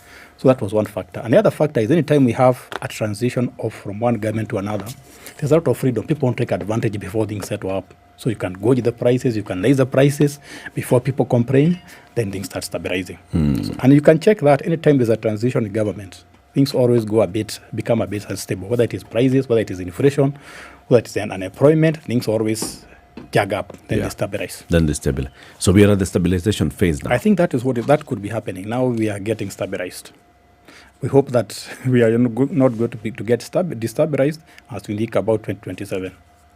There are those who say that whenever we have a new government, uncertainty also plays a role in bringing about some of these roller coaster things that we see in our economy. That's exactly what I'm saying, because you don't know, when you get a new government, you don't know what is going to be a monetary policy, their fiscal policy, how much borrowing they are going to do, what taxes they are going to come up with, whether Murima is going to be Guzuward. There are so many things that are uncertain about a new government. And that has an effect on the economy. Because as much as people claim that the government has no business in business, the government are out of business in business. When you think of taxes, when you think about new regulations, when you think about new laws, all those affect the economy. They do. So with time, the government policies settle and the economy also settles. You know, one of the things that, of course, those in government would be coming out now to tell us is we promised that we are going to stabilize this economy. Yes. Right? We came in, the dollar was doing the sing-saw. We came in, the price of oil was just going up. We came in, the price of goods and commodities were going up. In fact, people were going onto the streets complaining that the cost of living is high. And we said, give us time. In fact, the president said, give me 12 months at least, and I'll sort these things out. So we came with these interventions, fertilizer subsidy here on one side and these things on the other. We even came in with the, cooking oil subsidy. Because of all these efforts, you see the results now? The results are inflation has gone down to the lowest point even before Uhuru came into office. If you look at the dollar price, the shilling has stabilized and it's doing well right now at about 130, around there. It was threatening to cross over 200. We have stabilized it. And I told you, 125 maybe. See, 130, not so bad. I think your argument... So trust the process. I can tell you that some of the happiest people with economic events taking place are politicians. And I quoted one saying that the experts from ODM actually stabilizing the price of oil. But if you look at oil, I'll start with oil. The demand for oil from China has gone down. The peak demand for oil because of summer season is over. So the demand of oil has gone down despite some tensions in the Middle East. And that is cascading to here, to this country. But you see, not many people have time to check what is happening in the oil market globally. So when politicians say it is because of our effort, we believe it. If you look at, again, the reason why inflation is going down, apart from stabilizing the economy, the rains have been very good. And two things that drive our inflation is rain, that by extension means the price of food, and oil. So if the price of oil is going down, the price of good is going down because it has been leaning, inflation will go down. And the fact that politically things are stable. But as a politician, you always take credit. So let's not just look at what... The rain came. Yes. But the rain found the people of Kenya prepared. Yes. They had seeds. That's they true. had fertilizer. That's true. That's government intervention. So the government intervention is about what you think of a typical farmer. What do you need to grow your crops? Fertilizer? What else? Seeds. Seed? What else? Water. So what comes from the government? Seed and fertilizer. Is that, if you look at the cost of agriculture, what percentage is seed and fertilizer? Is it 50%, 30%? Somewhere, I don't know. So I think those are just some of the two factors that bring up agriculture. The other factors. Yeah. But the problem is the other factors are not given credit because nobody gives farmers credit for digging with their hands. Yeah. Nobody gives farmers credit for taking care of their cattle. So politicians will focus on what gives them vote and credit, but you don't focus on what does not give you credit. So I think inflation has been brought down by a multiplicity of factors. It's both internal and external, but politicians should not take too much credit, in my opinion. You know, the point you make is a valid one, but we know what politicians will do and what they won't do is not very difficult to figure out. Anything that makes them look good, they will jump on it. But let's look at the Kenyan economy and the reality of it. You mentioned at the beginning of the show that one of the things that is a reality in Kenya right now is people simply do not have money. And if you don't have money, it means there's no money to spend. What are the long-term effects of this reality? Maybe even before we go to this long-term reality, since the government controls the price of oil, there's nobody who can come on air or tell us that the price of oil will not be lower if it was free market. Because the government controls the price. So the price went up by 8. Somebody might ask, why not by 9? Why not by 10? Because the government has a lot of leeway in controlling that price. So because it can control the price, it becomes a political issue, not an economic issue. So I think we need to free the market. Then we can see whether it will be lower or higher. Then we can say the government is working on price. But now we cannot control. We have no basis. Because if we had one country where the prices were open, there was no control, another one where they are controlled, we can compare and contrast. But for Kenya, we don't have that for now. So this reality you are talking about, when the economy is subdued, when the economy is not growing, everybody suffers, because if there is no demand for goods and services for your business, you close. If there is no rising demand for goods and services, then there are no jobs.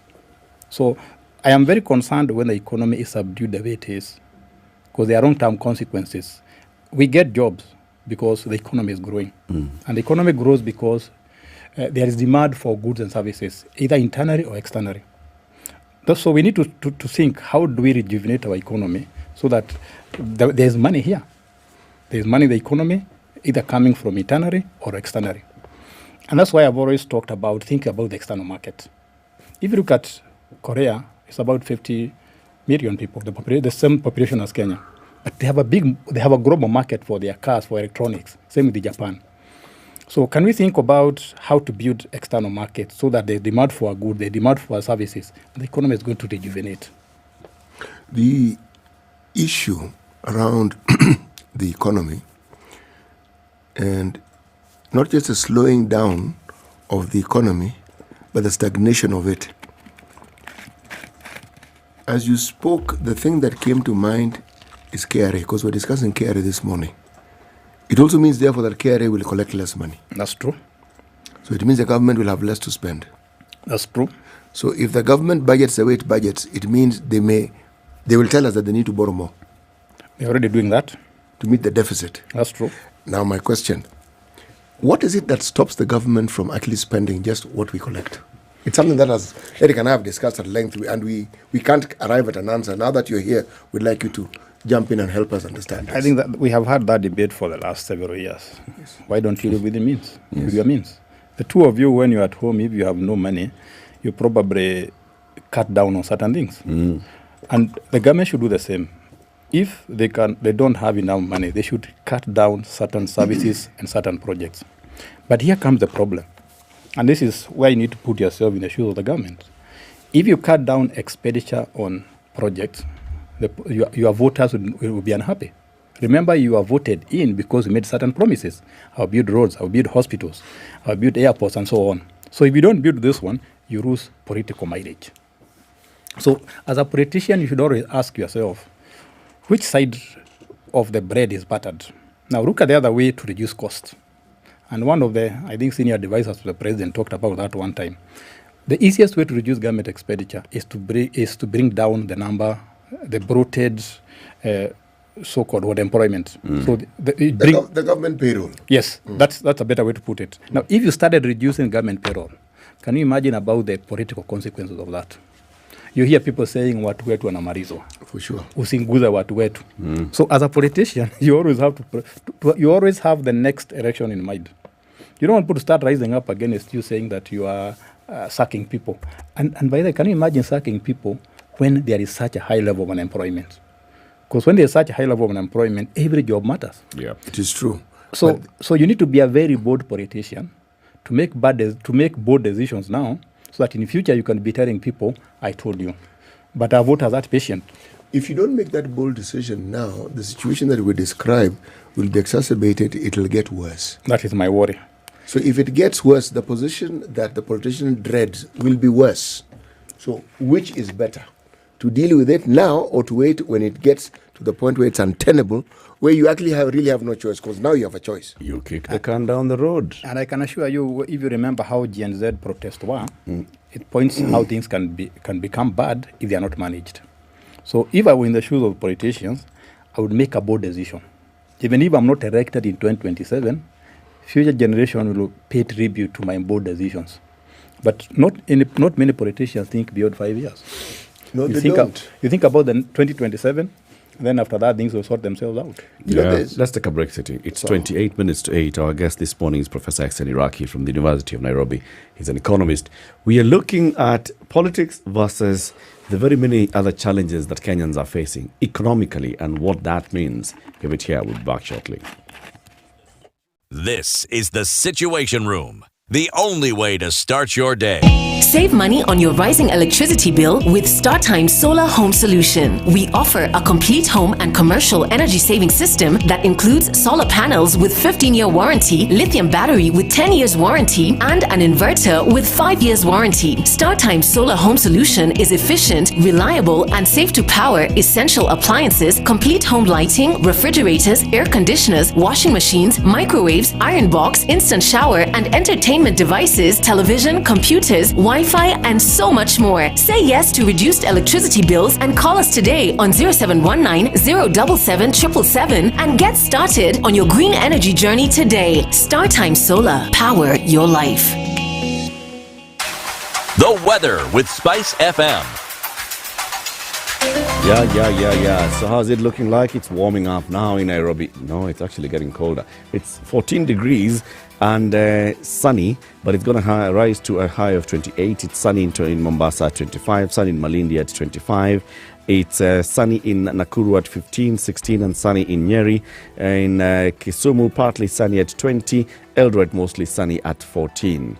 If you go to Kakamega, it's sunny at 18. Johannesburg is cloudy at 15.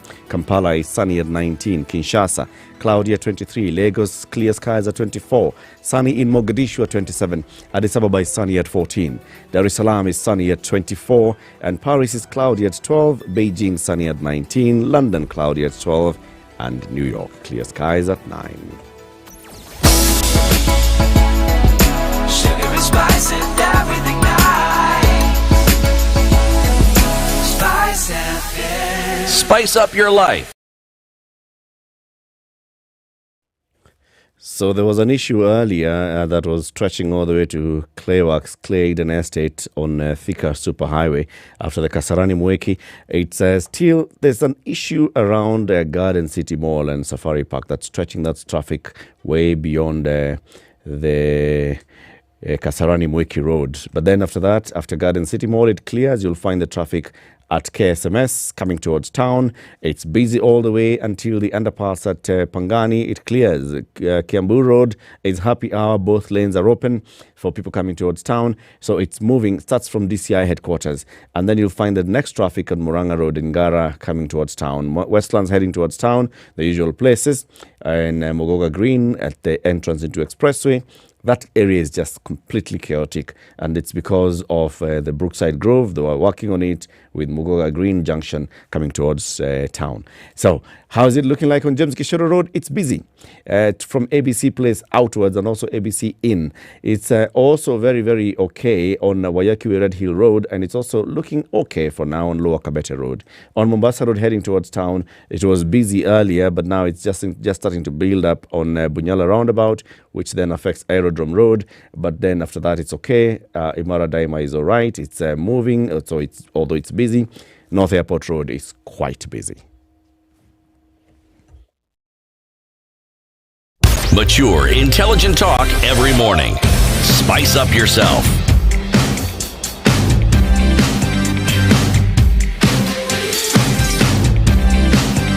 Mornings done right.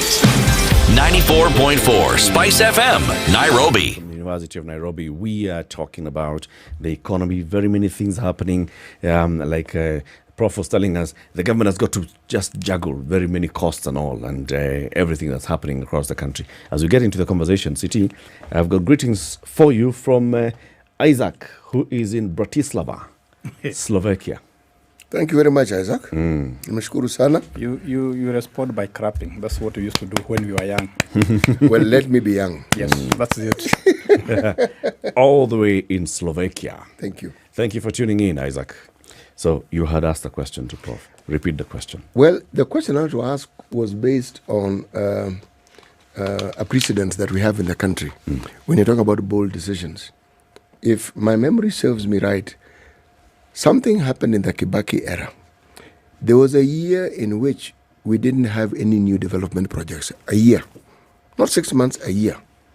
Which means a lot of the spending that we see governments after the Kibaki government have engaged in did not exist. But it's during that period that things like the ETR and all these mechanisms for ensuring that we mop up every monies that the KRA can mop up came into being. And then it was implemented. Now, the net result of that particular process was something that I didn't think I would ever see in my lifetime. A point where Kenya can actually collect enough money to run its affairs, its own affairs, without necessarily looking to ask who it is they can borrow from. Now, I call it a precedent because it means it has been done. We have said we are not spending money on new development projects. Yep, that's a promise, actually a pledge that was made by the cabinet this year. That, we are going to do two things. One, we're going to have a zero-based budgeting, and you'll explain that, Prof. And we are heading towards running a budget that is balanced. It's interesting that you are referring to the government of the late Mwai Kibaki. Because in 10 years into Mwai Kibaki's government, if all you can remember, people had forgotten there was something called IMF. People had forgotten there was something called World Bank. Yes. We were probably funding about 95% of our budget. Yes. And when somebody said, Najivunia kuwa Mukenya, it actually made sense. Because you cannot be a very proud father if you are sponsored by other people. Or you cannot be a very proud owner of any asset if you are sponsored. So people feel very proud when they can take care of their lives. And that's what makes hustlers in this country very proud that they can take care of their lives. So the question has always been, how did IMF and others come back? Because that's a question you should be asking. I think one of the questions, one of the reasons why IMF and World Bank are coming back is because we invited them. I don't think IMF brings themselves to a country. You invite them. No, you look for them. You look for them because you want to change your economic situation. You don't have enough, you cannot raise enough money for your budget. So I agree with you that zero budgeting is good, where you make sure that the revenue and the expenditures balance. The question is how to do that without running a deficit, without affecting your political base, without sacking people, without taking people home. But Kibaki's era showed it is possible. And there's no reason why we cannot do it now. One of the biggest problems that we face when you think about reducing the government expenditure is people say, instead of reducing government expenditure, why don't you reduce corruption? Because I think that's the biggest problem everybody talks about. If we target corruption in this country, we reduce corruption in this country, I think all these budget deficits we are talking about would disappear. Again, that calls for people who are bored. There should be no sacred cows. If you misappropriate public funds, you should have consequences.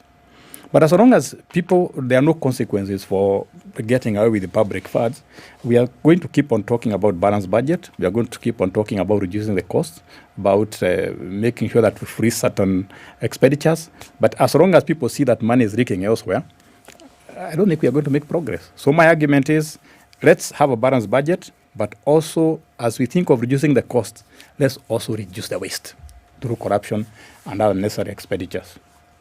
In terms of the realities that Kenyans face, even as we look at, I keep remembering this, In the Kibaki years, in those Kibaki years, when he had frozen, like, let's not have any new development project, let's finish the ones that we had. Our economy has started growing. It's at now 3%, it's going by 3%, by 4%, and so on and so forth. I remember opposition leaders led by the leader of official opposition, Uhuru Kenyatta, then, holding a press conference and asking people, wewe, uko na pesa kwa mfuko? Hii economy wanasema is growing. Can you feel it? Right? Those are the questions being asked then. And those are people, that's how we ended up with people still feeling disillusioned. When Alfred Mutua launched the campaign, Najivunia kuwa Mkenya as government spokesman, people coined it to Navumilia kuwa Mkenya. I remember that. They were not feeling the kujivunia bits. Later is when you look back and you're like, actually, yeah. So in the thick of things, people don't realize when things are getting better. The frog doesn't realize that the water is actually getting cooler, but you see, and not hotter. As a politician, as a leader, one of your biggest tasks, and the president alluded to that the other day, is how you communicate that to the people. You know, I can call you Mujinga and you start laughing, but I can call you Mujinga and you slap me back because of the way I put it.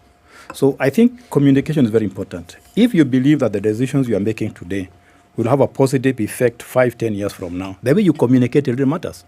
So I think we can make sacrifices as individuals, as institutions, as government, but how do you communicate that to the ordinary people? How do you make people believe that I have no money today, but I'll have more money tomorrow? And I think that's where Kibaki succeeded, by making us believe that tomorrow is better than today. But we don't live on hope, but there must be reality, yes. Prof, I like what you've said, but consider, what had we come from? When people spoke about having money, the reference was the previous government of Moi. So yes. So what did they mean having money? Was there a lot of liquidity in the country? Pesa ilikuwa inafika hapa kwa watu. Precisely. Huyu amefungia pesa huko juu. Right. But there's something else that happened in the Kibaki era that we must not forget, because we had forgotten about it, completely forgotten about it in the 24 years of the Moi era. And that was, you didn't need an individual to give you money. You could go to an institution and get money. And it was possible because the government was not borrowing from the banks. So banks had to create kiosks to beg people to borrow. Yeah. Literally, I'm saying it because that's what it was. You found these small kiosks everywhere. Yep. And banks were giving loans. So Kibaki understood the only way you do this thing is you institutionalize it, you structure it, that is when people were able to do things that previously they were not able to do. There was something called a personal loan. A lot of people's lives changed because of that one commodity called a personal loan. I think you need to be even more bold than that, because if you look at the growth of the economy, the economy is not grown by the government. It's grown by you and me. Yeah. So any economy in the world, in fact, if you ask, does the government anywhere own a shamba? The government doesn't own a shamba. So if you look at any service, any product that is sold in this country, it is produced by you people like you and me. So that's why access to credit is very important. I can get credit from banks, from my neighbors, from my relatives, wherever I want, so that I can put that money into economic productivity. So the question you should be asking now is credit easily available? Remember, because the government is not getting enough taxes, the government is also borrowing like you and me. And who doesn't want to borrow from the government? Who doesn't want to lend the government money? So there's some crowding out effect. So we expect that one of the things to turn out the economy is to make credit more easily available to you and me, because we are the people who run the economy. But you should also have mentioned that during Kibaki era, something else happened that was very important. Self-dependency. He said, no Harambee. So people aren't, I don't need to depend on you to do something. I can do it myself. And that was a very positive change in this country, that people started realizing that things can happen. I can do something. I don't need to rely on my neighbors or my friends and so on. So those are small things that have happened in this country that makes us believe that things are possible. This can be done. So what's happening today? Instead of credit growing in productive areas, we're having credit growing in Furiza. Now, if you go and take a taxi nowadays, the guy will tell you, "Sinilipe na M-Pesa because I'm a Furiza." Yeah. So we need to focus on areas of economy that matters and give us jobs, that give us development, And you see an effect, but we must be patient, and that vision must be communicated by our readers that today might be painful, but tomorrow can be better. But then, just like you said, because of having to balance, even after being pushed by the Gen Z to cut back expenditure on the budget, the government was unable to cut back expenditure to 3.6 trillion shillings as previous. It still has to spend 3.9 trillion shillings. By the end of the year, we'll be up to 4.2 trillion. That's for sure. And where is that extra money coming from? The domestic market is playing a huge part of it, which is now where the government is just borrowing and we are not being lent money. Survey released yesterday by the Central Bank of Kenya is actually showing that banks are holding on to their cash and not lending to individuals and businesses. They are preferring to give it to government. And that's why SACCOs are now leading in lending to people. That's what I said a few minutes ago. So now how does the government now balance this? Like you said, this government has got to balance between the political interests, the realities of the life it's living. You know, that's a very, very scaring report when you say that banks are holding money instead of lending to people like you and me, because they want to let the government because more secure. Now, remember this, if you're a bank and you have 1 billion to lend, it is so efficient to lend it to one government rather than splitting it into 1 million people, and you have an account, you have to monitor it, you have to follow up. Different risk profiles. So from an operational point of view, it makes sense to lend the government. But from an economic point of view, it makes more sense to lend that money to other people, because you are multiplicity of creative people, ingenious people who will do different things to turn out the economy. So the question should be, how do we encourage people to borrow? People must feel confident that tomorrow is better than today. Because if I get a loan from the bank, it might take me 10 years to repay it. And the only way I will be able to take that risk is to believe that tomorrow is better than today. I will get some returns. I will invest. Whatever I buy will be useful, will help me make more money. So let's start also by building the confidence in the economy. And if I look at, for example, the US campaign, I listened to Kamala Harris, I listened to Donald Trump. I always sense a message of hope, a message of confidence, a message that tomorrow's America will be better than today. And that's what we should be hearing from our readers, from the MCAs up to the president, that tomorrow is better than today. But it's not just a message, but telling us this is what we should do. Credit should be available, easily available. I was with a Bokusu friends over the weekend, and they insisted, she's not Kamala Harris, she's Kamala. Kamala Harris. So here we are, Prof. The people in the economy would like to be able to access credit. People would like to be able to access capital so that they can try out businesses, they can do the things that they'd like to do so that they can improve their own lives. And the government knows this. Everybody knows this. That's true. Right? Even the banks know, I mean, if we lent to the public, it would help grow the economy. And if we lent to the government, the money, they'll pay us back and all those things. But nobody's doing it. Because of that uncertainty, that confidence I'm talking about. If we are sure that the economy is going to do very well in the next 10 years and people believe it, sometimes we believe things are bad even when they are good. If people had confidence in the economy. Are you suggesting that people are not borrowing because they don't have? People are trying to borrow, but the banks are putting all these stumbling blocks. I'll lend you the money at 25%. That's the question to be asking. Why is the interest rate so high? Is it because the banks are greedy? Is it because banks don't believe in us? One of the problems we are having now is that when the economy is doing this badly, as a bank, I would find it very risky to lend to individuals because they will start a business that might not go very far, that might flop. So I'm very cautious. And if I have to lend you, I have to put it at a very high interest rate so that if Kamau fails, that can be paid by Onyango or somebody else. I'm not talking about Murima. But people are thinking about the risk. Banks are thinking about the risk. And they're in business, so they don't want to take a very big risk. That's why they are focusing on the government, which is less risky. Okay. But if we build confidence in the economy. In the banks. Confidence in the economy. And people believe that things will be better tomorrow. The banks have no problem lending money to Kamau, Joroge, Onyango, and Hamara. To easily do that. So essentially, the government, the banks, when looking at the elements of risk in their business, they look at the economy and they will decide that this economy is not good for business, neither is it good for new businesses. So lending money, the likelihood of this money not returning is very high. And look at the non-performing loans. They have been going up. Yep. So why take more risk? Give it to the government, which will give you money with the interest. Even the money that was lent to Idi Amin government was paid back. That's the beauty about the government. You always get back your money. But also, Kenyan banks are accustomed to making money from government. And this is something that, if we think this is an era where, in the Moi era, interest rose up to even something like 40%. So this is nothing, believe me. But there is a problem with that thinking, because banks move away from their fundamentals of their business. I have a solution for that. Yes. There's a rumor that has been circulating in this country for a very long time, that Kenya is overbanked. One way to reduce the interest rates is let's have more banks. They will compete and the rates will go down. Now about 5 banks control 70% of the Kenyan market. So there's no competition.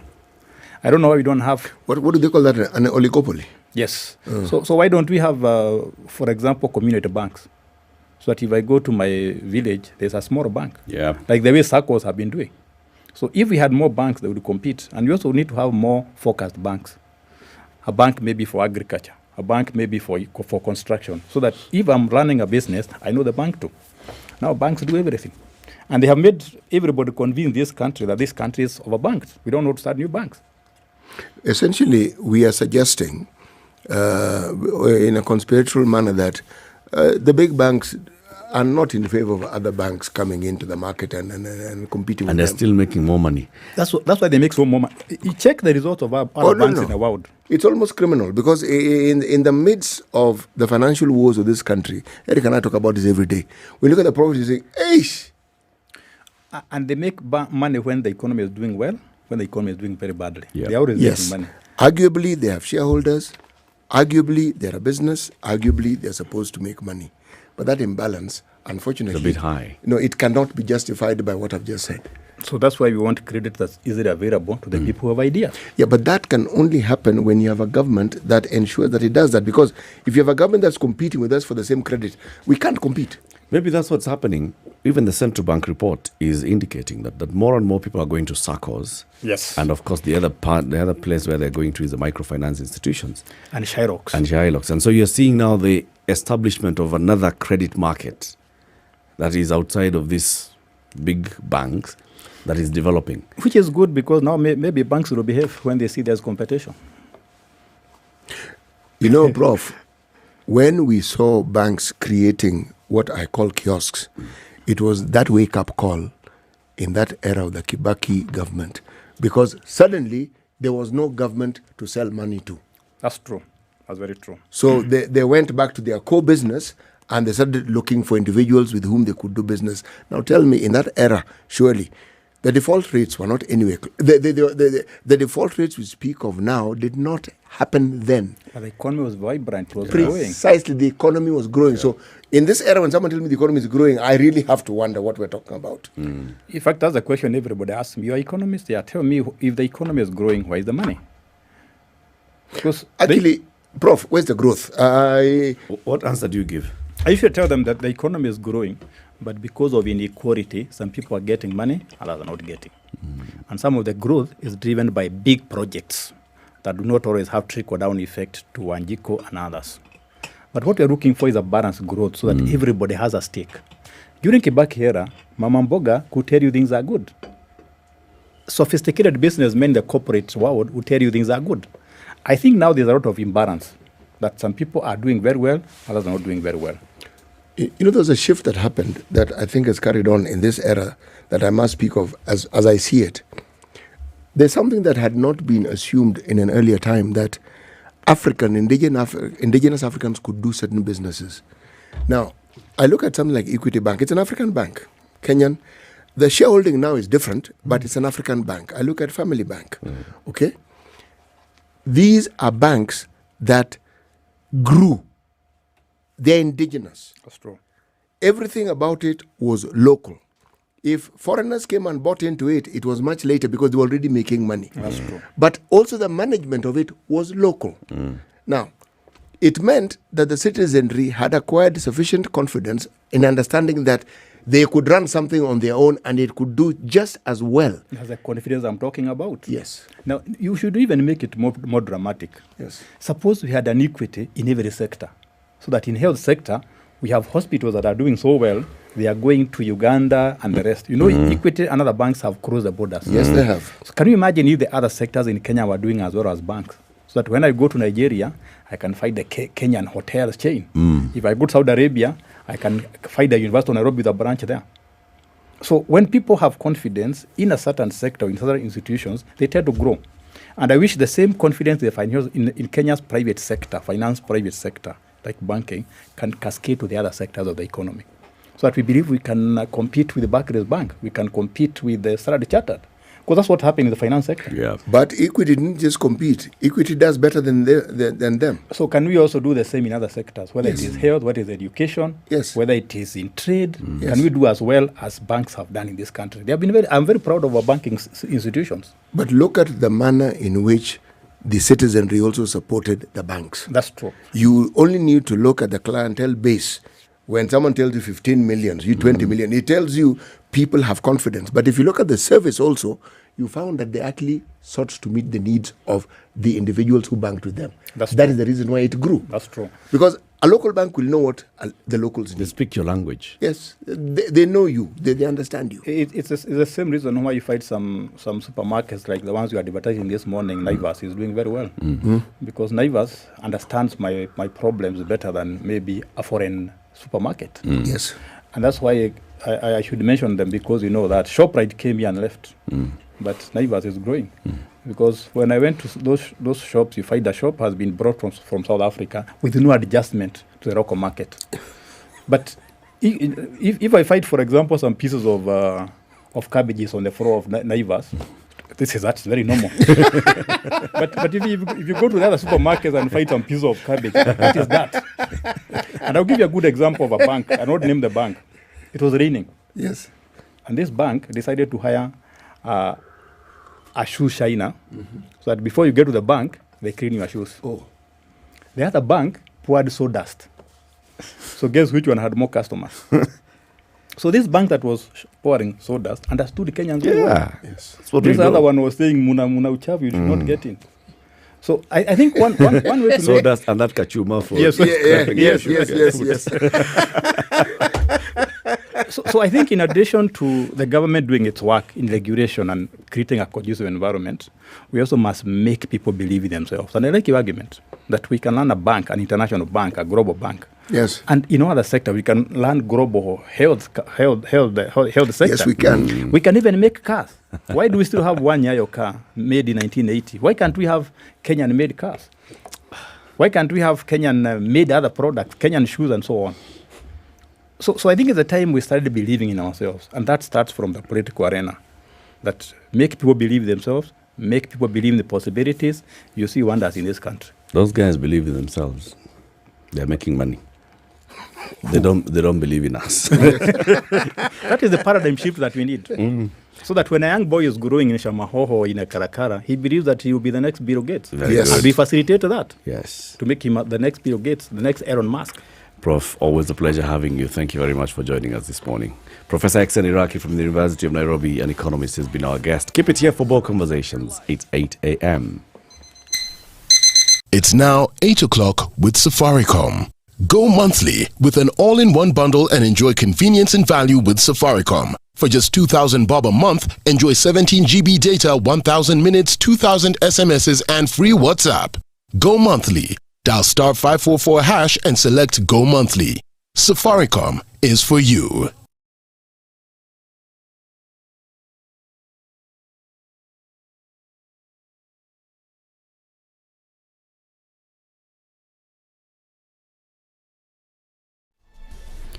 Good morning. This is the Newswire. I'm Lydiah Ubaga. Faith-based health institutions are calling for the clearance of over 7 billion shillings owed to them by the National Health Insurance Fund (NHIF) before they incur additional costs under the new medical scheme introduced by the Social Health Authority. This demand follows a pledge from the government represented by Principal Secretary Harry Kimtai to disburse of 4.5 billion shillings by next week.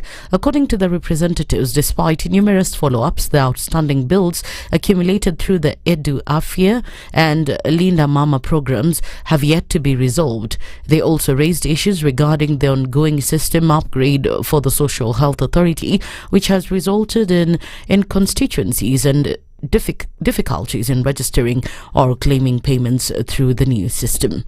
The High Court will today deliver a ruling on whether to suspend the impeachment trial of Deputy President Rigathi Gachagua at the Senate Assembly. The ruling is expected to be delivered at 2:30 p.m. just today, before the Senate commences the hearing of the impeachment motion against the DP.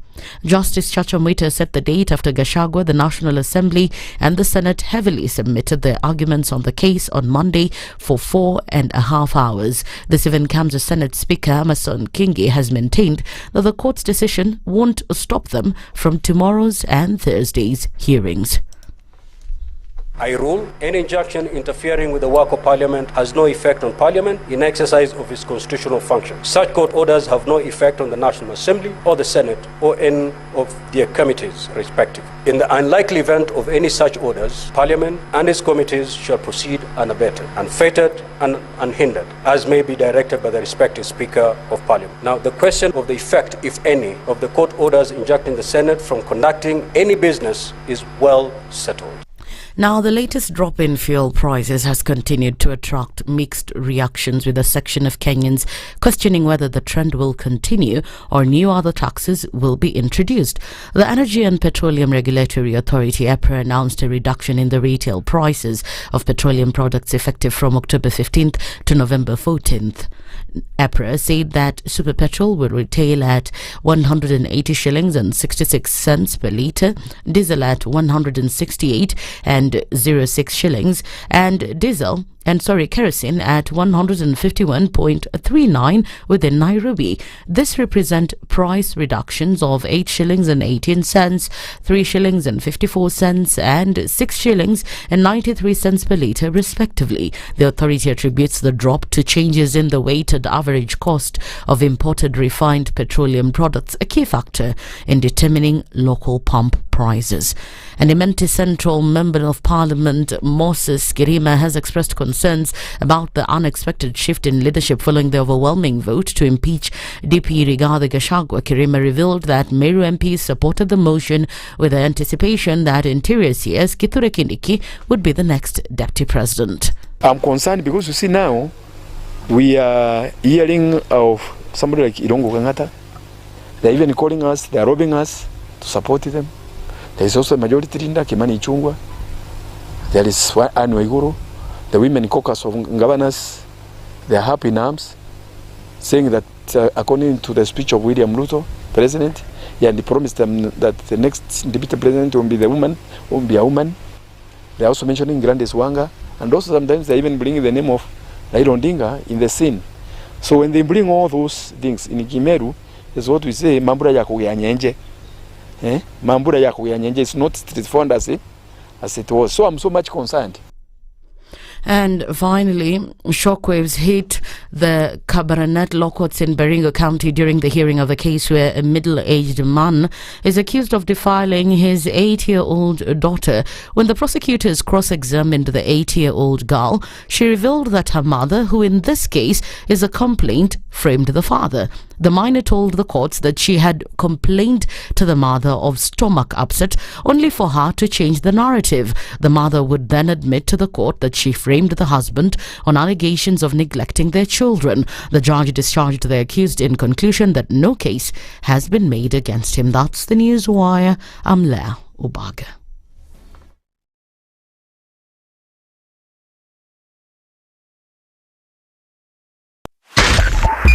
.5 Spice FM, Kisumu.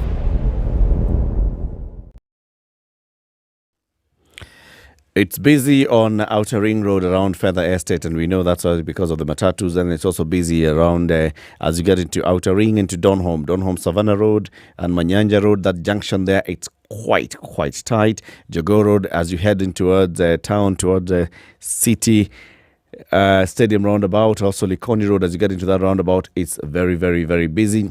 It's busy on Thika Superhighway. Outer Ring Road, as you approach Thika Superhighway itself at Allsops, it starts there, comes all the way to Pangani. Kiambu Road, it starts from DCI headquarters again, comes all the way to Pangani. And then now Wangari Maathai Road is busy as you head out towards Museum Hill. As you come into Museum Hill, it's getting slightly busy. Out coming towards from Westlands in towards the city centre around the University of Nairobi. As you approach University Way Junction, it's busy. Mombasa Road heading towards town has actually been behaving very well, and so is Uhuru Highway from Nyayo Stadium roundabout into Bunyala roundabout up Railways Bridge. That's where you'll find a bit of traffic.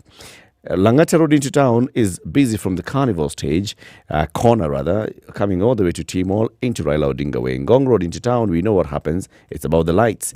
And then we also know what happens on Lower Kabete Road around this time. So it's all busy. It's peak traffic hour.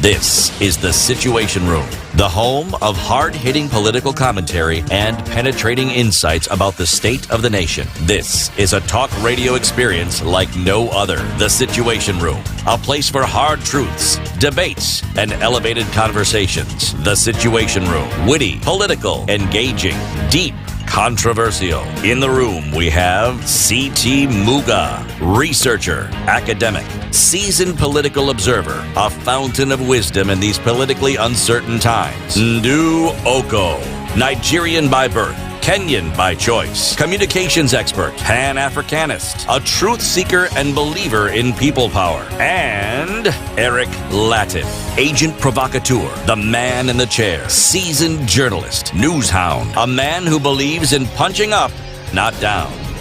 This is the situation. How are you doing? Thank you very much for keeping it locked right here on Kenya's biggest conversation, The Situation Room. CT, remind us why home-based care by the Aga Khan University Hospital is a big thing. Nobody wishes to be unwell. Nobody wishes to go to hospital.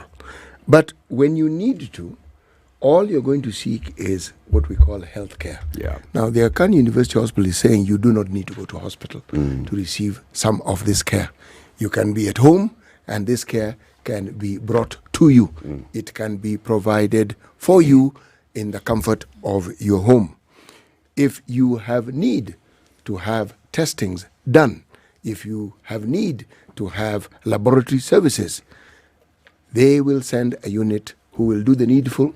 The results will be taken to the hospital for the testing, and the results will be brought back to you.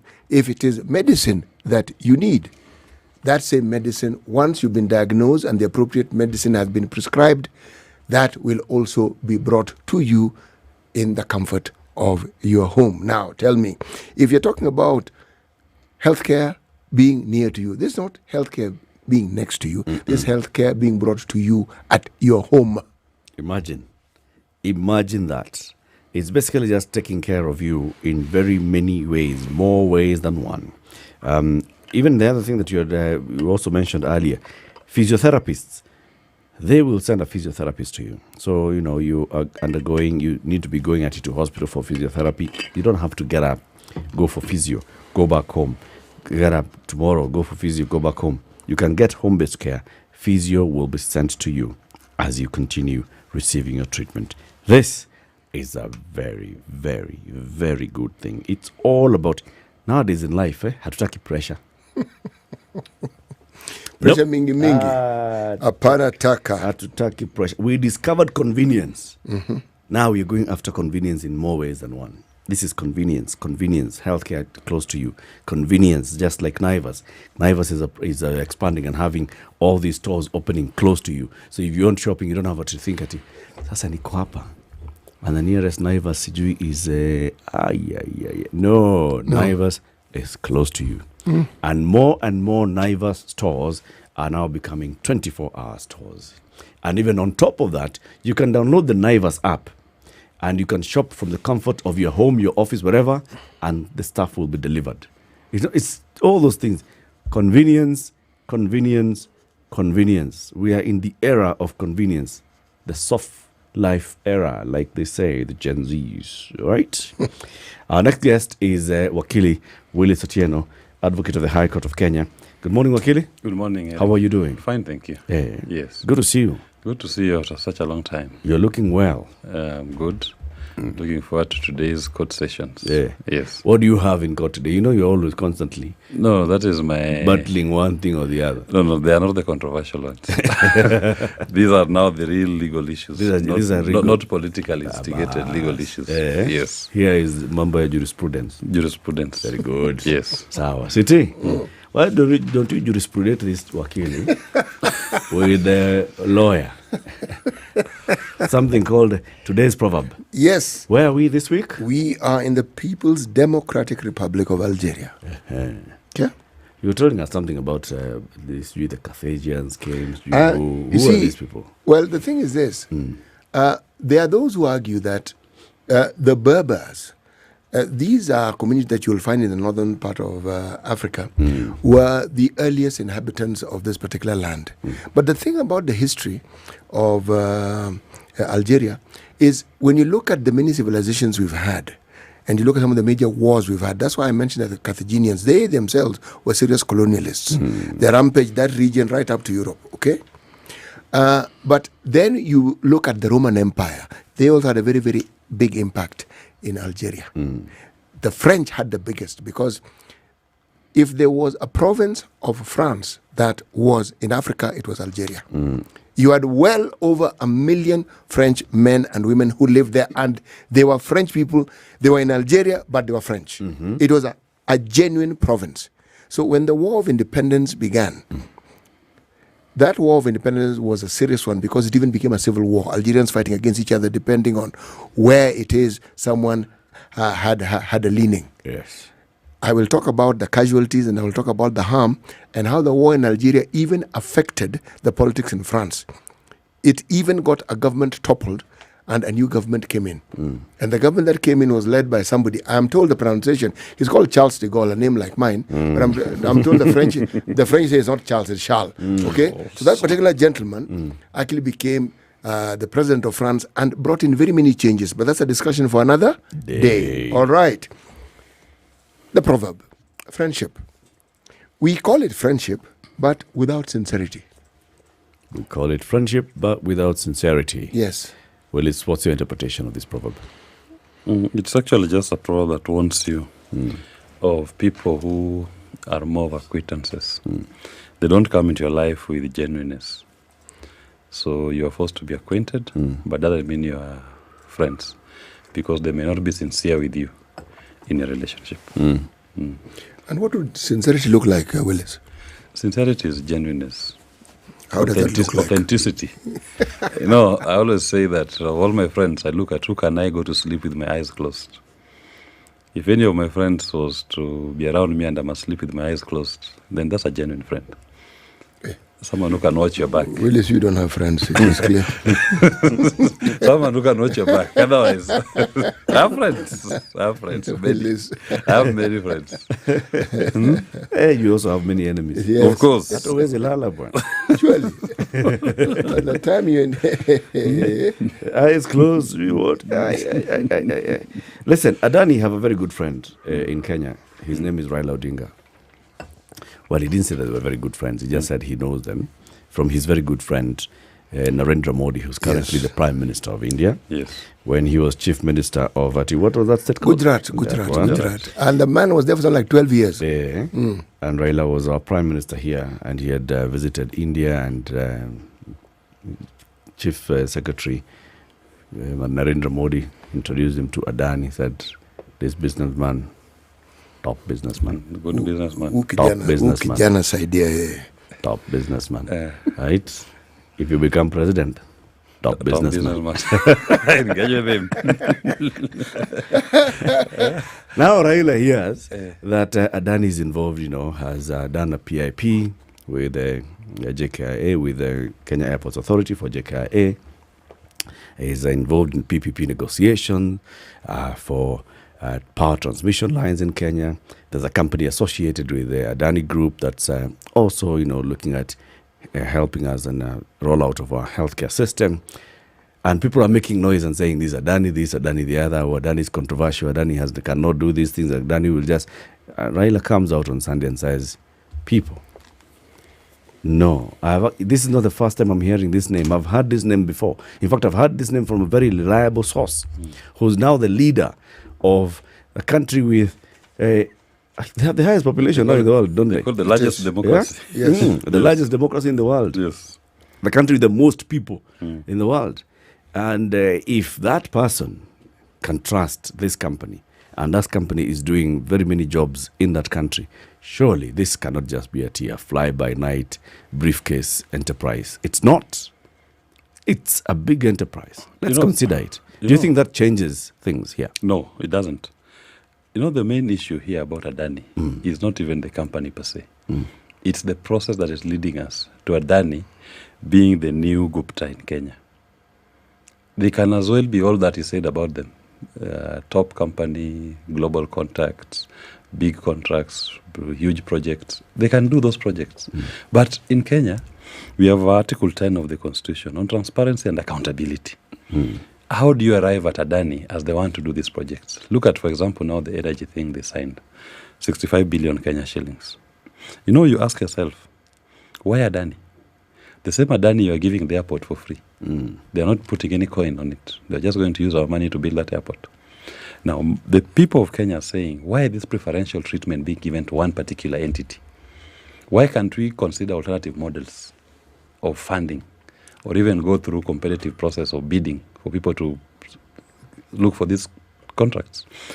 My preferred, as a person, let's take, for example, the energy, the Ketraco agreement.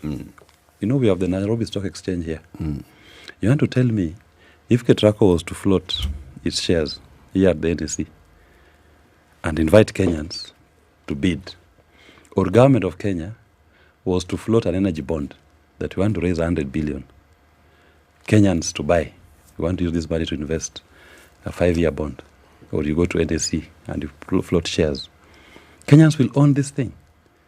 Our problem is that we seem to be laying the red carpet for Indians to come here and colonize us. You are giving them contracts for 30 years. In 30 years, I assure you, none of the people in government today will be there in that government, even if they are lucky to be alive. They will not be there. But we are enslaving our grandchildren. We are turning some Indians to be their slave master. When our forefathers fought the white colonialists, we are now the ones, the same black people, laying the red carpet for an Indian to come here and take over our crown jewels. When will Kenyans own these assets? You're mixing very many things there, Willis. On the one hand, you said it's okay if it was open bidding. Yes. And they came in. Yes. So whether they were Indians, where are the people from Czechoslovakia called? Czechs. From Slovakia. Or Slovaks. Slovaks, yes. Right? Whether they were Slovaks or Indians or Kenyans. Yes. And even if we were talking about Kenyans, whether it's Kenyans from Mlima or from Western or from Coast, it doesn't matter. And then on the other hand, now you start saying they are foreigners.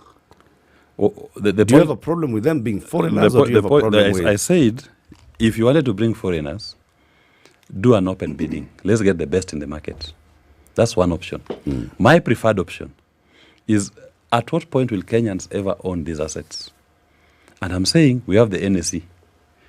Go and float shares in the NSC, rights issue. Or float an energy bond. Let Kenyans buy the bond and use the money to build the infrastructure. And we'll be earning the dividends, because at the end of the day, it is our money that will be used to pay off Adani. So do you prefer the Indian to take that dividend, or the Kenyan in Moroni? It's an option. So if you're looking at the best interest of the Kenyan, which will be the best? For me, the best will be the best. When you're in public office, you're holding a public trust. Give your people the first opportunity. If they are unable to, then open it up to the second tier. Otherwise, look at countries like Saudi Arabia. We hear people say, stories of Jabba, that in Dubai people don't work but they are paid by their government. It's not like they're paid for just sitting there. You'll find that when somebody is investing in that country, their government says that you must share, give certain a percentage of your shareholding to locals. So these locals will be earning dividends. When will Kenyans ever get to that level? Are you telling me that these Kenyan people who have lent, the Kenya government has borrowed their 5.7 trillion from their deposits in bank, cannot raise 100 billion for Ketraco, cannot raise 200 billion for JKI? They can. When will we ever own these assets as Kenyans? That is the model that I'm proposing. So that when you see somebody is more obsessed with giving foreigners an opportunity, of course there's a black Kenyan behind him. There's a Kenyan Adani. There's a Kenyan Adani who is trying to own these things for himself. Adani is just the face. Adani is just but the front to hoodwink us that we've gotten FDI, direct foreign investment. There's nothing direct there. It is money that somebody has stolen from the people of Kenya or has illegally acquired, and then he goes to get a foreign partner who becomes the front, and then he comes to own our crown jewels. No, that's marketplace gossip. No, Eric, it can be marketplace gossip. But from the executive itself, they've told you none other than the former president has told you we lose an average of 2 billion per day. Yes. That is not me. Yes. No one has ever challenged him. Yes. I'm also aware, if you look at our Auditor General's report every year, you look at the colossal sums that people are losing. So probably those are the people who are coming to here as Adani. Probably. Now you are telling. Yes. That's the thing I'm saying. You are picking different pieces of ugali that was left over from like 2 weeks and putting it all together into one piece of ugali and calling it one ugali. It's still ugali. Ugali by any other name. From different homesteads. Hii ilipikwa na unga ya kisiagi, hii ilipikwa na jogo, hii ilipikwa na jogo. Those are different ugalis, and you're putting them all together and saying this is ugali. No, Willis. Let's be cautious here in terms of saying, let's be fair. Let's be fair to everyone. Let's be fair to those who are making decisions in government. Let's be fair to the investors. Let's be fair to Kenyans. And say, so what is the issue here? The issue that I said we start with is you have JKI, you have Ketraco. Nobody's disputing these are public assets. Why have we left out healthcare? And in fact, add healthcare.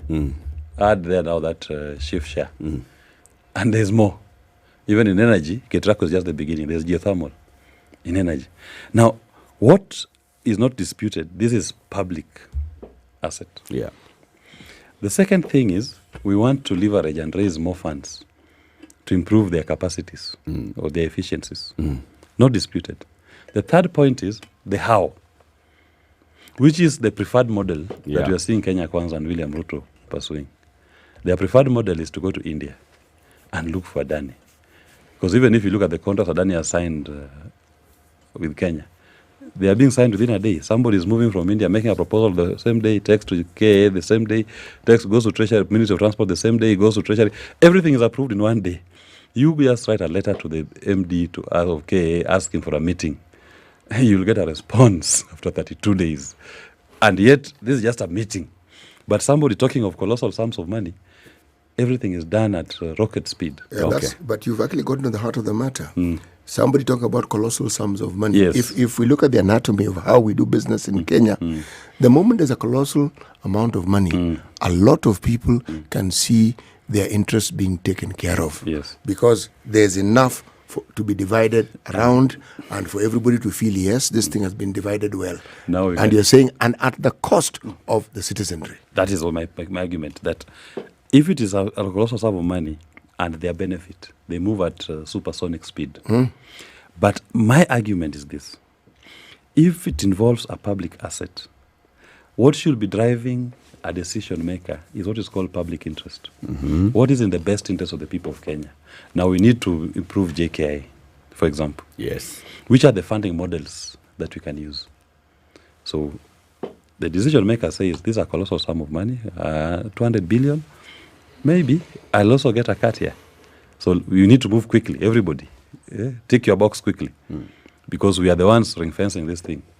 And when you see that kind of supersonic speed, you are not seeing public interest in it. I'm saying, if you are concerned with public interest, you'll say, can I give Kenyans the first opportunity to own this? And how can Kenyans own this? There are models that Kenyans can own this. And they'll find the money. Eric, you can't tell me that between you and me and the 1 million listeners who are out there, if you are all told to remove only 5,000 or 2,000 shillings to contribute to a bonds issue, and we are seeing that there will be dividends. I mean, JKI will never make a loss. KA never made any loss. JKI, anybody who walks into that airport pays money.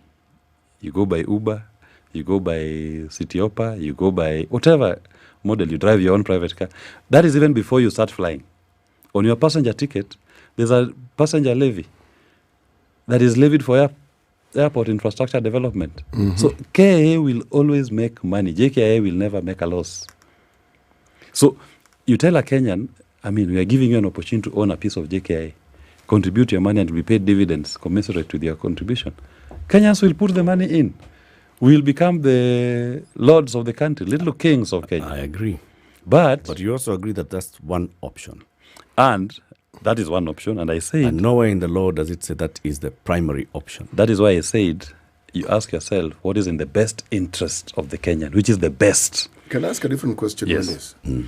What does our laws, what does it say about an investment such as this one? In my Is view, there a path that is laid out clearly? In my view, I'll start you with what we call the Public Procurement and Asset Disposal Act, which had a very elaborate process. Open tender, you can do single sourcing, or you can do restricted tendering. And the circumstances Then, under which, yes? Subsequently, this 13th Parliament, the one that I say is a caste parliament, came out with the PPP, Private Partnership, Public-Public Partnership Act. And Parliament sits down as the people's representatives and decides to remove the requirement for parliamentary approval for a PPP. Who have they given the approval to? It's the executive. Nowadays, these PPPs don't have to go to Parliament for approval. Now, it means executive in onchos can sit and sign off a PPP without even the people's representatives looking at it. Interesting. And that is what now, if you look at Kenya Kwanza, this is the model that they've adopted. This is the model of everything they want to do. They are going under PPP. They are not going under the Public Procurement and Asset Disposal. Okay. You've answered the question. Well, now, this PPP, there's a word there, public, ndio? Yes. It doesn't require public participation.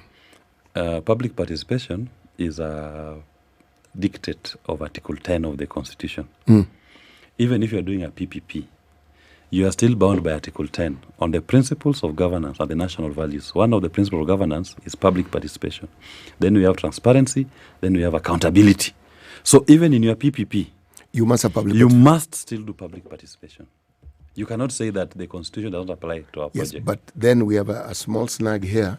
Our laws don't actually give us the nuts and bolts of public participation and the threshold that must. Or does it exist, or was it put in place? And I don't know. No, the laws, we've not developed a public participation law, but the courts have rendered themselves on this issue so many times that anybody who wants to follow the law, there are enough court decisions, including the Supreme Court of Kenya, that have set out parameters within which to conduct public participation, what will be considered to be qualitative and quantitative. Now, in a case such as this one, what sort of public participation would we need to see in order to understand that that threshold has been met? I will say the first aspect of it is that you need to educate the public. Tell them, we have this project we want to do. You invite people to give their views on your proposed funding model, and what are the potential funding models. Give them all options. Say we can give it direct to a private entity. Another funding model, we can offer it a rights issue to the people of Kenya to buy. We can also do a bonds issue to the people of Kenya to buy. Or we can just get a partner to come and work with the entity. So in your qualitative public participation, you give all these options and invite the people to give their comments and suggestions on how to improve it. Then as a decision maker, you go and make your decision and you ask yourself, you give reasons why you chose the single-sourced PPP with Adani as opposed to the popular sentiments that says the people of Kenya wants a rights issue on JKI. Why did you opt for this one and not this one? So you give your options. Then you say we are giving it to Adani. We have no issue with Adani as an entity. We have a major issue with Adani in regard to how it is being brought into the Kenyan governance space. So it's a process. But the process largely. But also, if you look at the PPP Act at section 41, one of the checklists that you look at is if that company has been involved in any jurisdiction in which it operates, has been under any investigations, has been accused of issues of tax, non-compliance with tax regimes. So that Adani has serious investigations in Australia. Adani's officials, some of them have been convicted. So when the Treasury executives were asked this question, you know what they said? That in India there's nothing that happened to them. But the law is not about India, their country of origin. The law says in any jurisdiction in which it operates. And then what does the law say? So if you find one case is enough to It's enough because is that what the law says? Yes, that's what the law says. That once you listen, look at the Act, section 41. No, it's not me saying. Look at section 41. For as long, let me read it for you. Read it. Let me get it for you. You get it as we go into a break. I want you to get it where the law says that if you find that there has been a case against this entity anywhere in the world, don't proceed. Even if it's one. Yes. And the entity is global. Yes. It's any jurisdiction in which it operates. Yes. 28 minutes to 9. Wakili Willis Otieno, advocate of the High Court of Kenya, is our guest. We are looking at the Adani deal and everything that's happening. So, former Prime Minister and opposition leader Raila Odinga has said, well, as far as he's concerned, he has full confidence in this Adani company being able to deliver.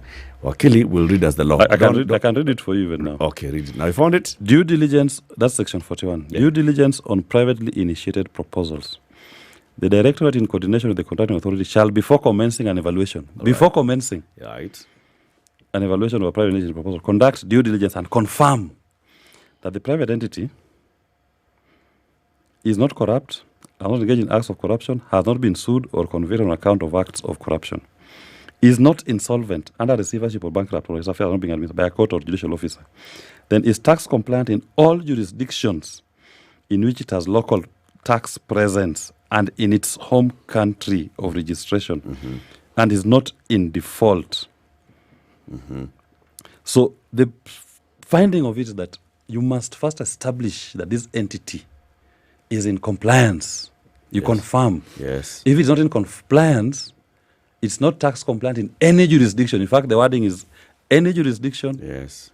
And in its home country. Yes. Now, Adani, in relation to Australia, has issues. It's not even Australia, even India. Even in India, he said, that's the home country. They have been scrutinized by the Supreme Court. They have. Have they been found to be... the investigations, not the accusations... compliant. The point is, the court does not even say. The question is that we are looking at if there are complaints in relation to it. You didn't read the word complaint, Bwana. I'm reading it. This is what I'm reading it for you.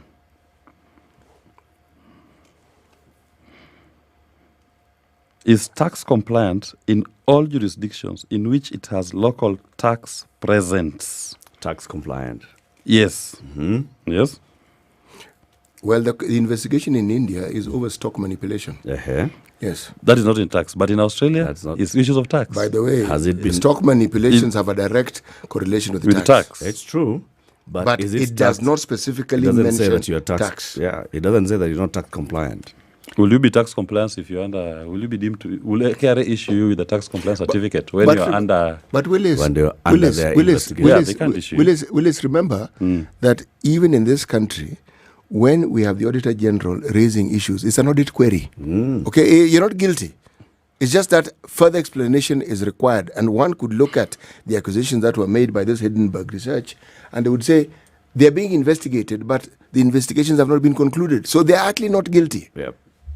It's still a going concern and an entity registered in that company, in that jurisdiction. Yes. Is it still doing business in the jurisdiction? It is still doing. And I've told you, just like tax compliance, if today KRA was having a tax issue with me or any other person, once there is an issue, they cannot issue the tax compliance because you are subject of a review. Are you saying that the Australian tax authorities have not given them a tax clearance? Of course they are, but otherwise they will not be asking this question. Have they given them a tax clearance or not? We've not seen it. Now, that's what the question is. We've not seen it. The director of PPP. Yes. Okay. If the director of PPP has not done that, that's the issue now. I'll be comfortable with you saying the Australian authorities have not cleared this company on tax compliance. The requirement is that the Directorate of PPP shall establish whether they are tax compliant in all the jurisdictions. There is one in which they are not tax compliant. And for that reason, I find that the director of PPP did not do due diligence. Now, if we are not talking about that, Willis, let's take a break. 24 minutes to 9. This is the Situation Room. The only way to start your day. Hii September, endelea kufurahia na Star Times. Renew your subscription today on the basic bouquet for 750 shillings for aerial decoders. Enjoy lots of fun and adventures on our kiddie channels. Let your favorite stars make your heart flutter on our world-class telenovelas. Renew your subscription on the Smart Bouquet for 1,199 shillings for satellite decoders for unmissable football action on the Carabao Cup, Saudi League, La Liga, and the Bundesliga. Music, movies, documentaries, and lifestyle channels. Download Star Times on app today on Google Play Store or the Apple Store to never miss a moment of your favorite shows. Star Times. Enjoy digital life. The weather with SpiceFM. Yeah, so it's warming up in Nairobi and we can see what's happening. Then it's now getting to 18 degrees and sunny, highs of 28 later, sunny in Kakamega, highs of 29 later, mostly sunny in Mombasa, highs of 31 later, 28 and highs of 30 in Malindi, 23 and highs of 30 in Kisumu, 18 and highs of 27 in Nakuru, 17 and highs of 25 in Nyeri, Eldoret, 17 and highs of 24. Kampala, 21 and highs of 29. Johannesburg, cloudy at 17, highs of 21. Sunny in Lagos at 24, highs of 30. 29 and highs of 31 in Mogadishu. 16 and highs of 20 in Addis Ababa. 25, highs of 30 in Dar es Salaam.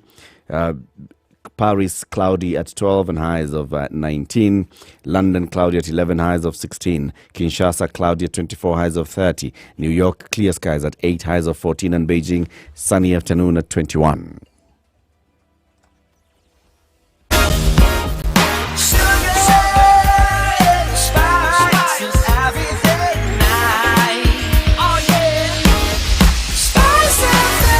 Spice up your life. Okay, so let's look at the Thika Superhighway, which has been having issues today. Yeah, it stretches all the way still to KSMS coming towards town, and Kiambu Road is still also quite busy now. Muranga Road is busy around Gara as you approach the Globe Cinema roundabout, and then also Uhuru Highway is busy around the State House Road into Uhuru Highway and into University Way. So that area, that section there is quite busy. It's also busy as you head towards James Gishoro Road, as you head into ABC Place and out of ABC Place.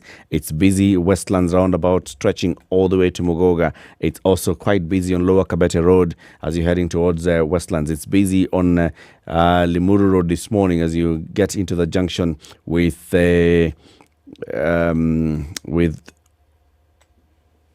what's this road? Yeah, as you're heading towards now UN Avenue. It's also quite busy on Uhuru Highway as you're coming towards town, and this is at Bunyala roundabout, which also affects Nyayo Stadium roundabout, which stretches all the way back into South B at Capital Centre. It begins there into Muhoho Avenue all the way to the Nyayo Stadium roundabout. Langata Road is clear, Bagathi Way is clear, Ngong Road is only busy at the lights and the roundabouts. Mature, intelligent talk every morning. Spice up yourself.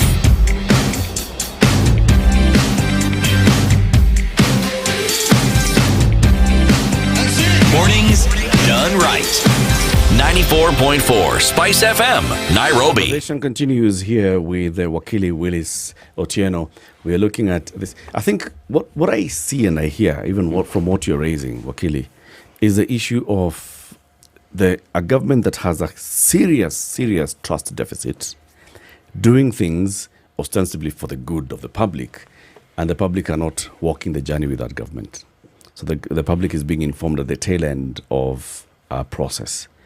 And that public then looks back and from history, from knowing what this and previous governments have done before, everything then just smells dirty. And the government knows that. Why is the government not trying to just make things right? Why bring Raila, for example, a heavy hitter, to come and say Adani is clean? Of course, when you look at what they are doing, they are doing it for themselves, not for the people of Kenya. Because I can tell you, let's pick JKI, for example. We had the passenger levy, which was supposed to be used for development of the airport, which we've been paying since 2012, when Kibaki was president. On every ticket, there's a passenger levy. As at 2022, the passenger levy had collected 50 billion plus, already collected. And Kibaki's signed agreement with the Chinese was to build a new terminal, Greenfields terminal, at 55 billion Kenya shillings. In other words, our money will have funded it. If you got a soft loan, in 5-10 years' time, we will have paid it off and we'll be owning the terminal. But then somebody comes here and tells you, we are giving it to Adani. And Adani is going to invest allegedly 170 billion. When did they even do the feasibility study for the airport? Who gave them access to do a feasibility study? Where is that feasibility study? How does it move away from the Kibaki government signed 55 billion to now 170 billion? And then where does it come that we are giving you the airport for 30 years? When we had a model here that the contractor was building it, our passenger levy fee, we've been paying it until today, even today I'm paying it, could build for us a better airport. So it simply means that somebody is not interested in the public interest. It's not in the best interest of the people of Kenya. Because if you ask me, the Kibaki government agreement was the better agreement. Because it was just, you come and you build. The entity remains KAs, the people of Kenya. But we'll pay for it from our own passenger levy, and we'll have a modern airport. But this one, you're giving an Indian an airport for 30 years without us having, in fact, you even put a caveat there that at the end of the 30 years, you will even pay them some money, a concession, and you can even extend it for them. Why are you giving out the crown jewels? Crown jewels are meant to be protected. Next time, I tell you, these guys will even go and give out KDF if you're at this rate. Because if you start giving out all the crown jewels, what will stop you? Where do we draw the line? They may decide that we are giving mercenaries to run our KDF. Willis, do you know the impact of actually handing over JKI in the manner that you have described? You are saying that even when it comes to the functions of the authority, that Adani will have a say. Of course. You are saying that when it comes to the controlling of flights and an understanding of the security around flights, is that what we're saying, that all this will be handed to Adani? Yes, go on. Now the problem with that is this: if that is the case, it doesn't just affect Kenya. Some of these things are shared facilities that our neighbors also have a say in. Exactly. So essentially, you've gone and given a foreign entity all these things. Now, so the security element goes out with the wind. What happens in other jurisdictions where an airport is actually being privately handled? There's what we call the state-owned airports, and then we have the privately owned airports. Okay? I'm yet to see a jurisdiction where an airport moves from state-owned to private. Normally, if a private entity, like the Northerners, have decided to put up their private airport, you'll even see in terms of the flights that are landing there, they're limited. Even the capacity, the installations that are put in that particular private airport are limited. The main air traffic control will still be at the main airport. But in this particular instance, we are giving over everything to Adani at JKIA. They are taking over management of that airport for 30 years. So, which will be the alternative military airport, for example, or police? They run the Hyderabad airport, for example, in India. Yes. Or let's even talk about the port of that Israel place. So it's called Haifa. Haifa. Right? In the case of the port of Haifa, because they are running the port of Haifa, what does that mean? You know, when you talk of there's management, security? There's management. That's it. There's management of the port. Right. But there's also what is called almost ownership of it. When you're a manager, it's like giving a cleaning company the right to, a real estate company, a realtor, that you manage for me my property, I collect rent, make sure the place is swept and everything is running. That is not what we gave Adani. What was it? At the airport. We gave them the airport. We gave them control. Control of the airport. Everything in the airport is under Adani. So even if you want to go and put your food kiosk at the airport, you will go and look for Adani, not KA today. If that was signed. That is what we have a problem with. We're not saying that we're bringing Adani to become the airport manager. We are giving them the entire airport. Even so, they are going to put up hotels there. What has hotels got to do with the airport? They are the ones going to collect rent from all those infrastructure development at the airport. That was part of what they are getting. So, and I'm asking, for what? What are we getting in return as the people of Kenya? We are getting nothing. So it only means that there's somebody somewhere who is getting more than the people of Kenya are getting. Because as I've told you, it is a question of money. We had enough money as at 2022 over 50 billion. We had a contract for 55 billion to build a new terminal in that same airport. Now we are just giving these Indians an entire airport to decide who walks in, who walks out, who is even employed. They said they'll even go and beg them to employ your people. They can say, no, we don't want to employ staff, we are bringing Indians. And they can bring them and land them at JKI. You'll never see them. You'll only be meeting them as you are walking out, telling you bye-bye. But that is what we are saying. It's not in the best interest of the people of Kenya. And as City says, what about our regional obligations? What about shared facilities with the regional partners? Are we also going to subject them now to Adani? And some of those shared facilities are also shared with the military. Military, exactly. And that becomes a problem. A huge problem. You guys can stretch this thing. Eh? No, but took Avin here at the airport. You guys can really, as in they have a hang at the airport. You've decided, so we can stretch. Let's stretch all the way. But it's the truth. You see, that is why when it is done clandestinely, these are the questions we could have asked in public participation. But everything I said can be cross-checked. Yes, it's a fact. You people. Eric, even if you're playing the devil's advocate, you people. Sometimes when the devil is wrong, there are several entities that are involved in, for example, air traffic. There's air traffic control. There's the regulator, which is the Kenya Civil Aviation Authority. Yes. That's in charge of the equipment, the tower, the navigation, right? The airspace, the landing and taking off. Yes. Okay? Yes. The airport staff are involved with the ground. Okay? And managing that.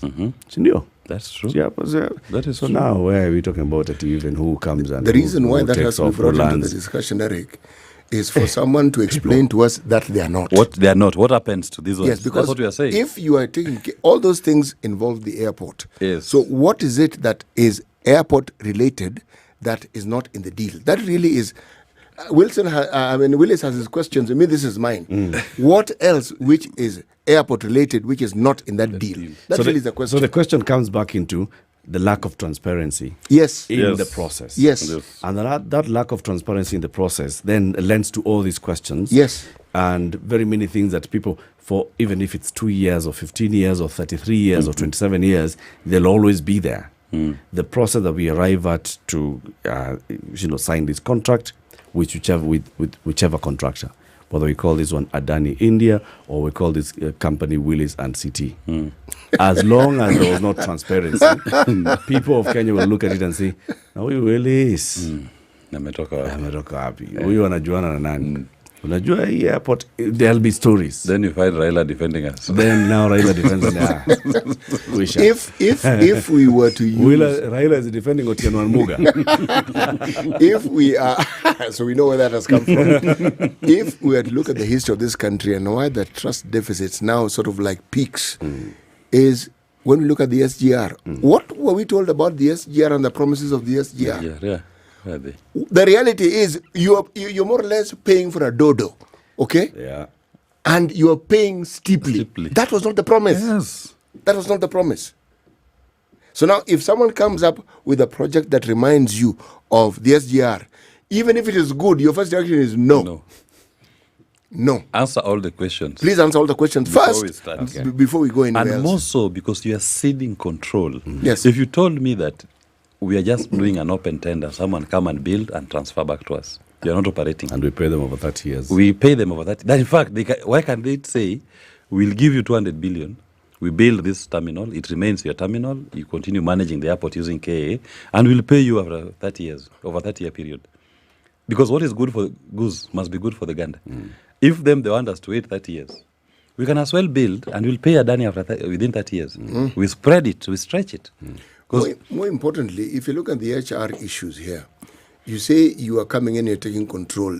Just transparency. What happens to people who work at JKIA? The KIA employees. Okay. It's not that they haven't been taken care of, but we don't know. And so long as one doesn't know, that is fodder for conspiracy. So why do you think the government is not addressing these issues?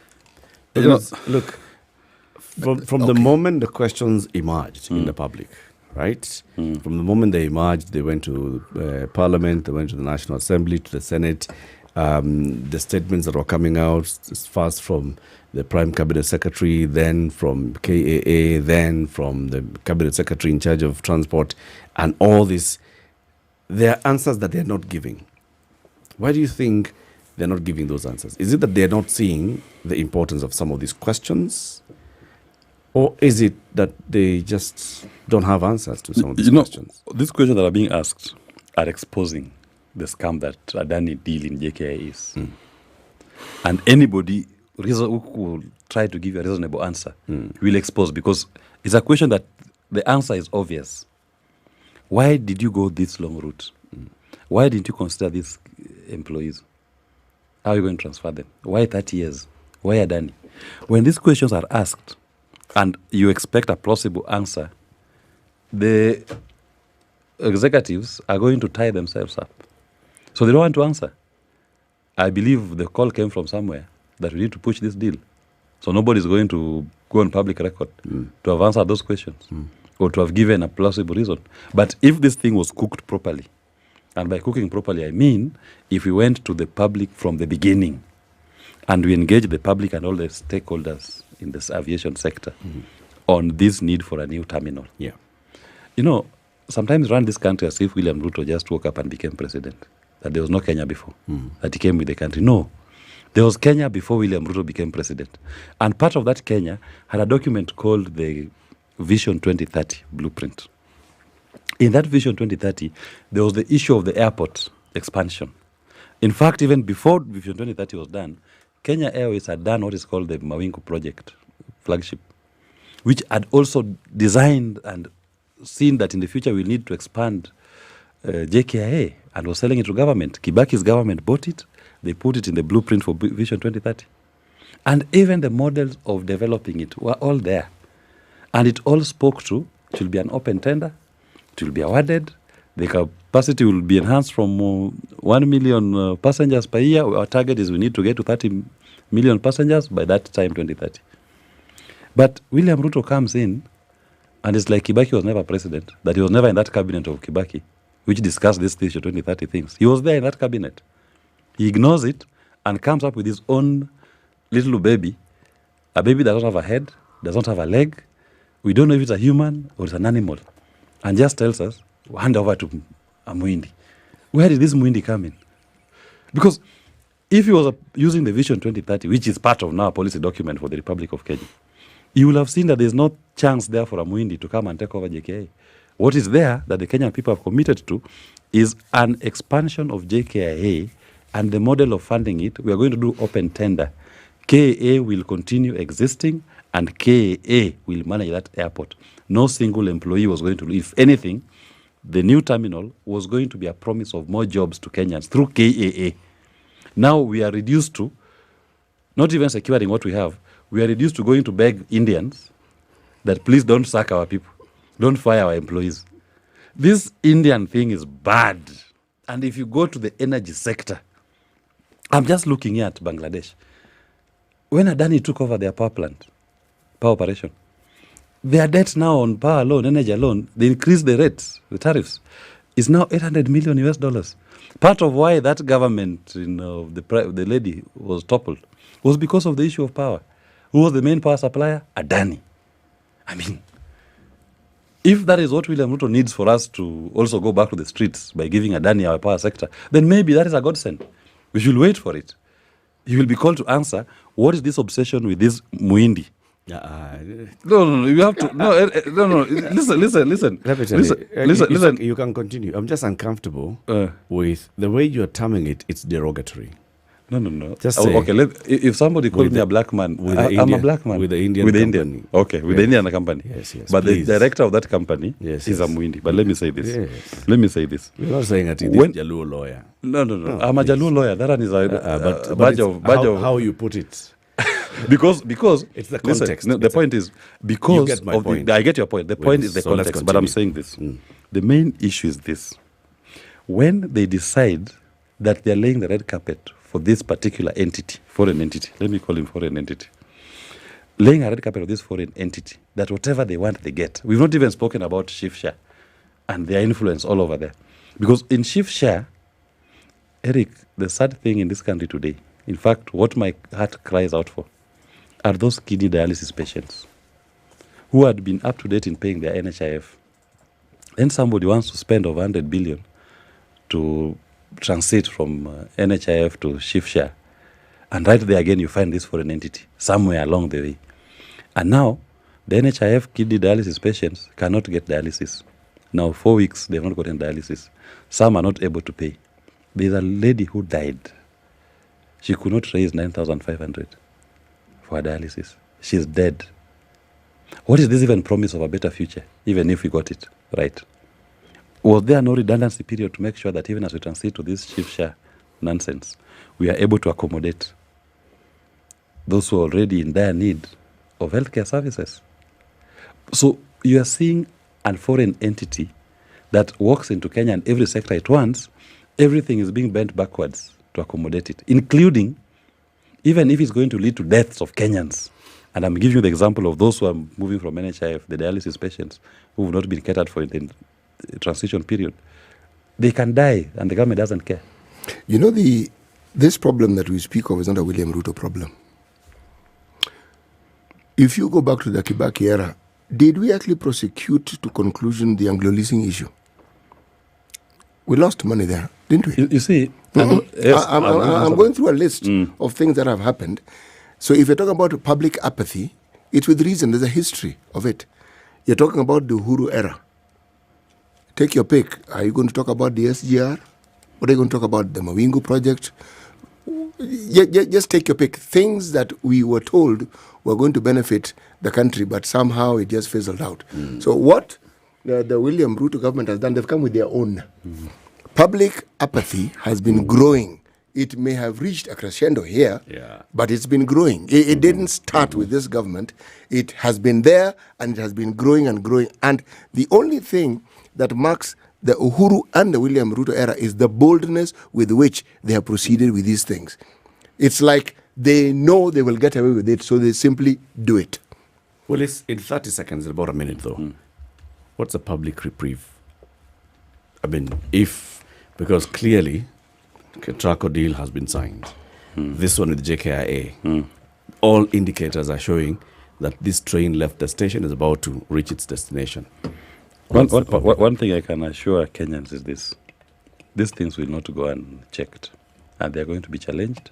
And Adani and his local acolytes will lose. There is no difference from Gupta in South Africa. Gupta also took over the entire state. There was state capture. Adani is doing state capture in Kenya. And the Kenyan people should not relent. At the right time, those who've enabled this state capture will be called to justice, and they must answer for what they've done to this republic. Those who've died as a result of this failed NHIF Chief Shah transfer, they must be accounted for. And we must call executives to account. That is a promise that I make to the people of Kenya, that in as much as it may look like it's not possible today, but all these things will fail. The writing is on the wall. On the 25th of June, Mene, Tekel. The writing was on the wall in regard to this regime. The people of Kenya cancelled it. This trying to sell our crown jewels is part of trying to run away from the debt default. They are now trying to get our sovereignty. Their time is up. Well, Otieno, thank you very much for joining us, Wakili. Keep it here for more conversations. Good morning. It's 9 a.m.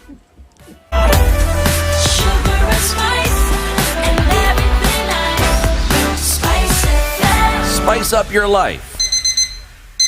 It's now 9 o'clock with Safaricom. Go monthly with an all-in-one bundle and enjoy convenience and value with Safaricom. For just 2,000 bob a month, enjoy 17 GB data, 1,000 minutes, 2,000 SMSs, and free WhatsApp. Go monthly. Dial star 544 hash and select Go monthly. Safaricom is for you.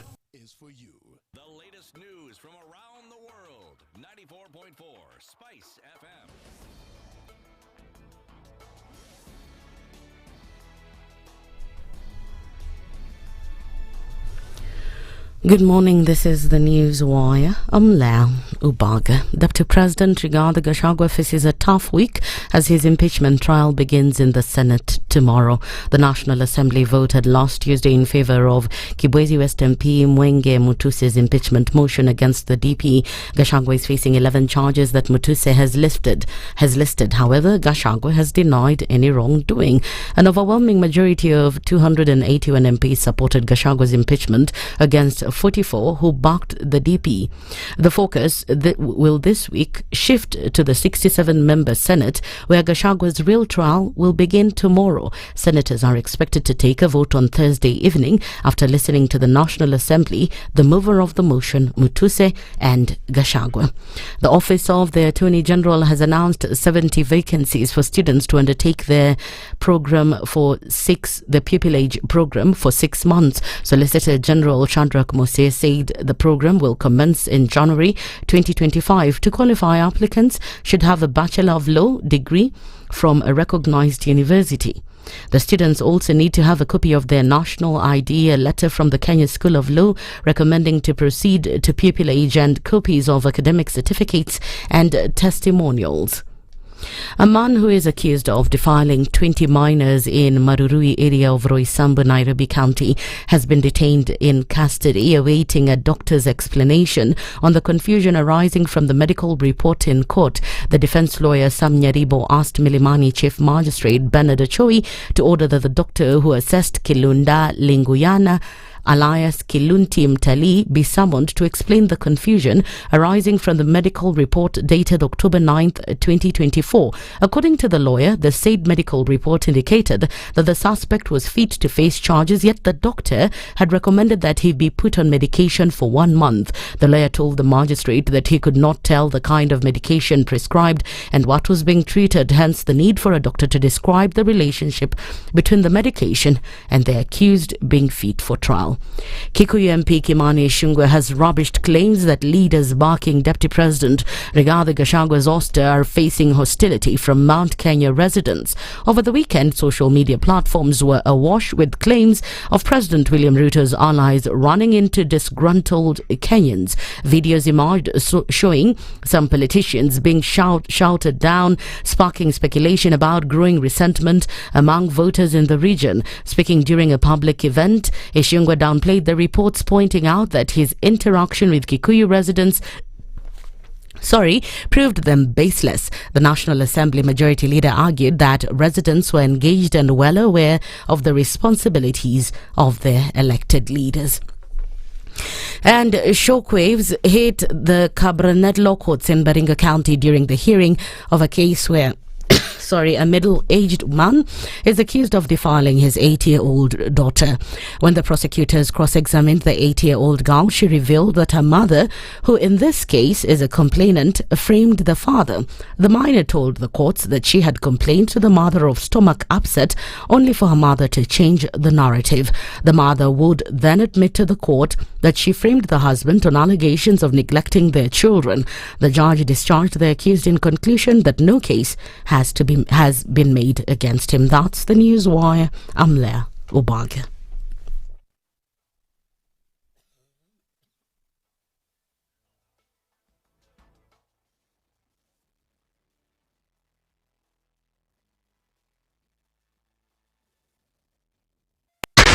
.4 Spice FM, Nairobi. Okay, so it's improving on Thika Superhighway and Kiambu Road as you head towards town. It's also improving on Langata Road and Aerodrome Road because it was busy earlier this morning.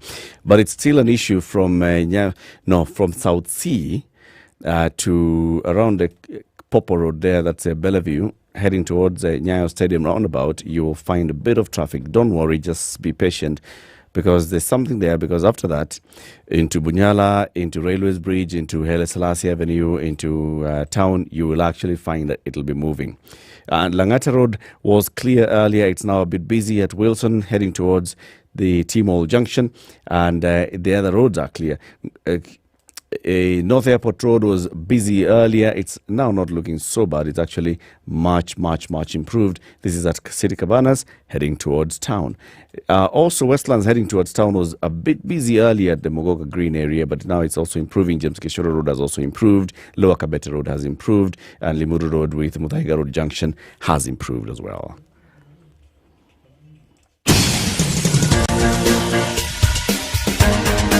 This is The Situation Room, the home of hard-hitting political commentary and penetrating insights about the state of the nation. This is a talk radio experience like no other. The Situation Room, a place for hard truths, debates, and elevated conversations. The Situation Room, witty, political, engaging, deep, controversial. In the room, we have C.T. Muga, researcher, academic, seasoned political observer, a fountain of wisdom in these politically uncertain times. Ndu Okoh, Nigerian by birth, Kenyan by choice, communications expert, Pan-Africanist, a truth seeker and believer in people power, and Eric Latiff, agent provocateur, the man in the chair, seasoned journalist, news hound, a man who believes in punching up, not down.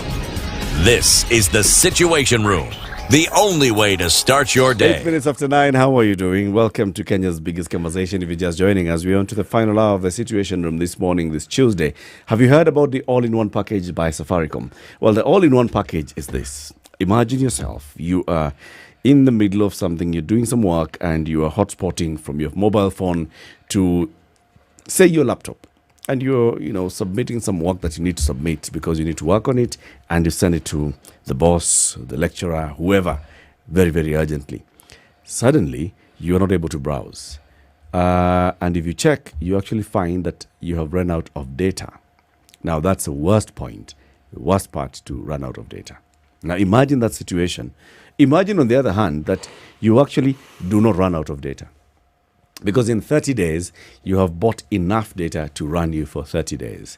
And after 30 days are over, you can do the same thing, buy another bundle for another 30 days. This is what all-in-one is all about. So it's not just about data. It's also about call minutes. It's also about SMS. It's also about WhatsApp. You have access to all these Safaricom all-in-one bundles. Come like that. So for 2,000 bob, you get 17 GB data, right, City? Yes, you do. How many minutes of call time do you get? My friend, it is so many minutes. Even sometimes I wonder whether you can finish it. On 2,000 one. For call time? No, call time is 1,000. 1,000 SMS minutes. is 2,000. 2,000 SMSs. Yes. Aye, this is a lot. That 2,000 SMS, I still wonder. Even 1,000 minutes of talking. Who am I going to send these SMSs to? They just put them there in case you ever talk time. I can understand. It just means I look for relatives whom I have not seen a long time, and I speak. Yes, but even then, I've spoken to you once. I will not call you again. For another month.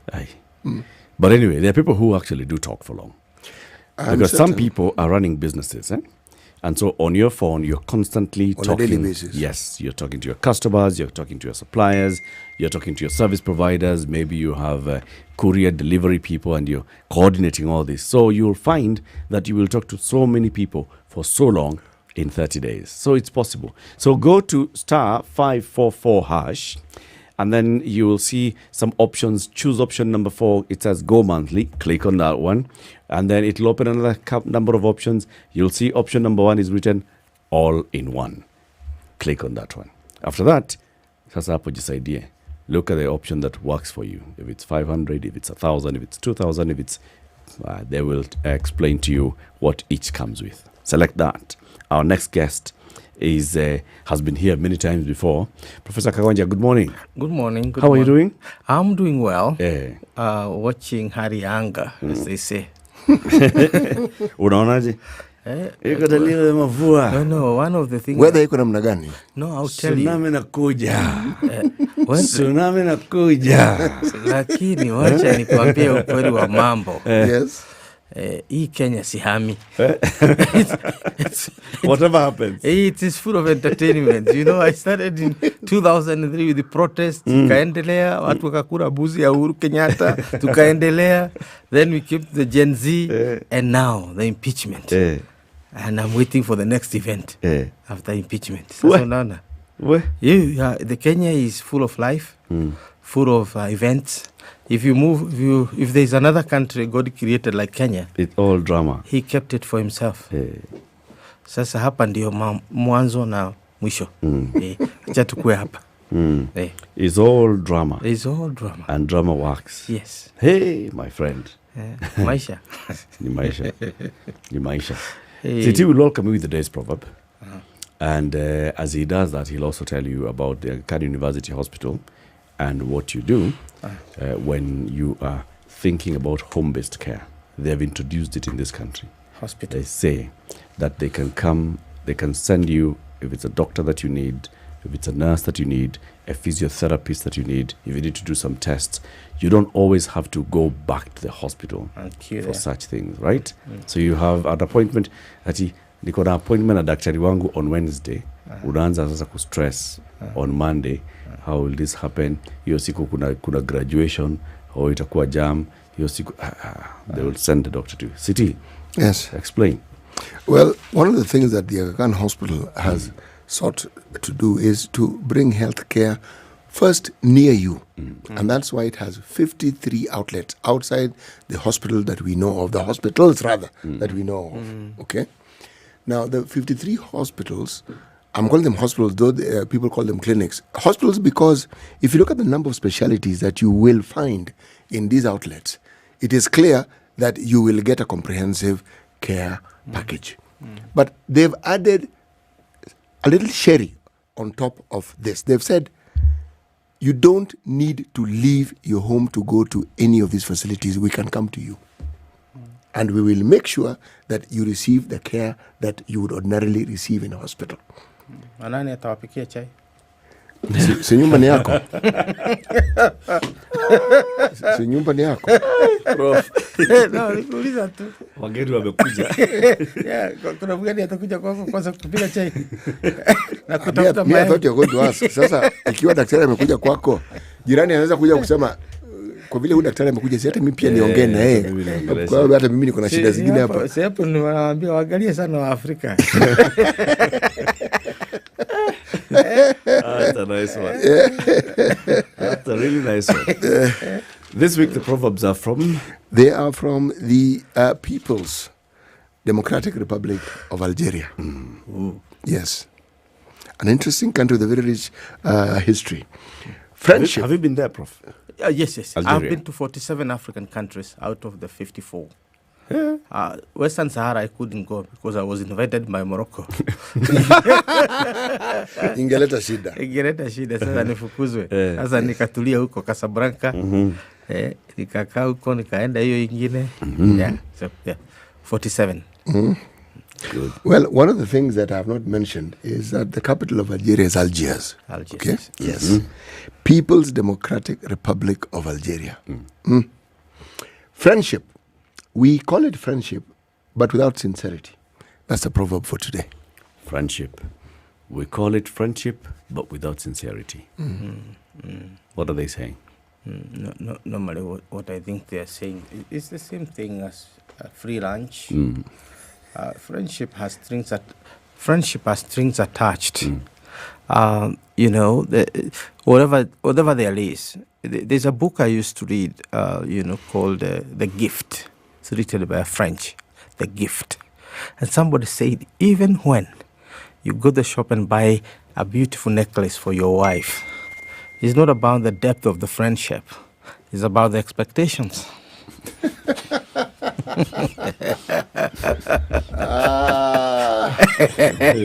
Very profound. Yeah. It's not me saying. No, it's not you saying. It's a book. It's a book, but it's very profound. The and very gift. up to- If you check it online, you find it. It's a small book. Can read in a day and finish. It's the gift. He problematized the gift. It's about the expectation. Yes, and we were studying it when we were looking at the humanitarian assistance. That's why I went there.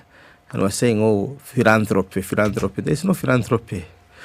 It's the feel-good effect of the giver that propels the giving. Is there something about the expectation of the recipient? So when interrogating friendship, interrogate it from the self-interest point of view. So self-interest point of view, That's a nice one. Yeah. So interrogate friendship. He's my good friend. Like my brother would always tell me, he's my best friend. He's my best. Then one day I asked my brother, every person I meet with you tell me is my best friend. That this is my bestest. I said that's not English. How many best friends do you have? I mean, how many best friends can you really have? You know, you only have one. Yeah, the rest are friends. And wengine ni raia wetu. Raia watukufu wenye nchi ama waranchi. You say you are not about to leave this country. No, I can't. There is too much drama. Is this drama good or bad? Well, it's good for the heart. Whose heart? Our heart. How? We are exercising. You've got to climb a hill in order to exercise there. And you have when you go to a cardiologist, they give you a bicycle. You're training and stressing the heart. Yeah, that's how you get stamina. If you begin to look at things from a more serious perspective, for example, you look at Kenya vis-a-vis our neighbors. How many of our neighbors can impeach their deputy president and remain standing? How many of our neighbors, where they are vice president or deputy president, the deputy president will be removed and there is a hurabaru? There's nowhere. Karanja was removed, Jaramogi resigned, Murumbi went without a half. Kibaki was removed. He just crossed the floor and went to the Ministry of Health. Saitoti came 1 year out of office. I don't know whether he was looking after cows or what he was doing at that time. There was no big deal. But now we are democracy. You don't like Gachagua, you don't like his nose, but you have to deal with him according to the law, because we are a rule of law country. I know there is a lot of doomsday kind of scenarioizing about Kenya. No, we are democracy, because if the disagreement, the rancor, the anger, the ill will that we are experiencing now was occurring in a situation where we have no constitutional process, it would now be affecting our people. Maybe some violence somewhere. But now we have somewhere to ventilate. You just get Gachagua through parliament. People get him through Senate. Then he threatens I'll go to court. And he goes to court. And finally, things will settle and we wait for the next event. Kenya sihami. Aenda wapi? So this is basically just showing how much of a maturing democracy that we are. Yeah. Right? That's how I would like to see it. Because without this democracy, without the kind of the constitution that we have, and the clarity about processes. When we are voting, Raila is not happy with this, he disputed, he go to the Supreme Court, then we wait for the drama, the people carry boxes, the same Gachagua is now carrying boxes. This is the beauty of our constitution. We must celebrate it. It defines the nitty-gritty of things, and people take the drama with it. And, we saw ODM, this is Kenya, where every judge is as blameless as Caesar's wife. So Kenya sihami, siniambie niende kuingira, sitaenda. I'm not going anywhere. Is that drama good for the ordinary citizen, though? No, the more Okoh you are, the heavier this weight. Because sometimes there are things you don't understand. But when you understand things from above, it's not a big deal. If you understand things from above, meaning, like now, the people from Moranga, Arana or Mount Kenya, for example, are feeling that their son is really persecuted and they are taking it. Is it Mount Kenya as a whole or a region of the Mount Kenya region? No, it's as a whole, depending on which village. Oh, village? Yeah. Not county? If it is my village and I was fighting with Gachagua, my village is not mourning. Now, so this is I wrote an article on Sunday. And some of my friends called me and told me, "Oh, Professor, that was very complicated." Because I wrote about the bad habits, or what we borrowed from what we used to be called the white mischief in the colonial time. You remember the Happy Valley? I remember. Where, greetings were very simple. Are you married or you live in Kenya? Yes.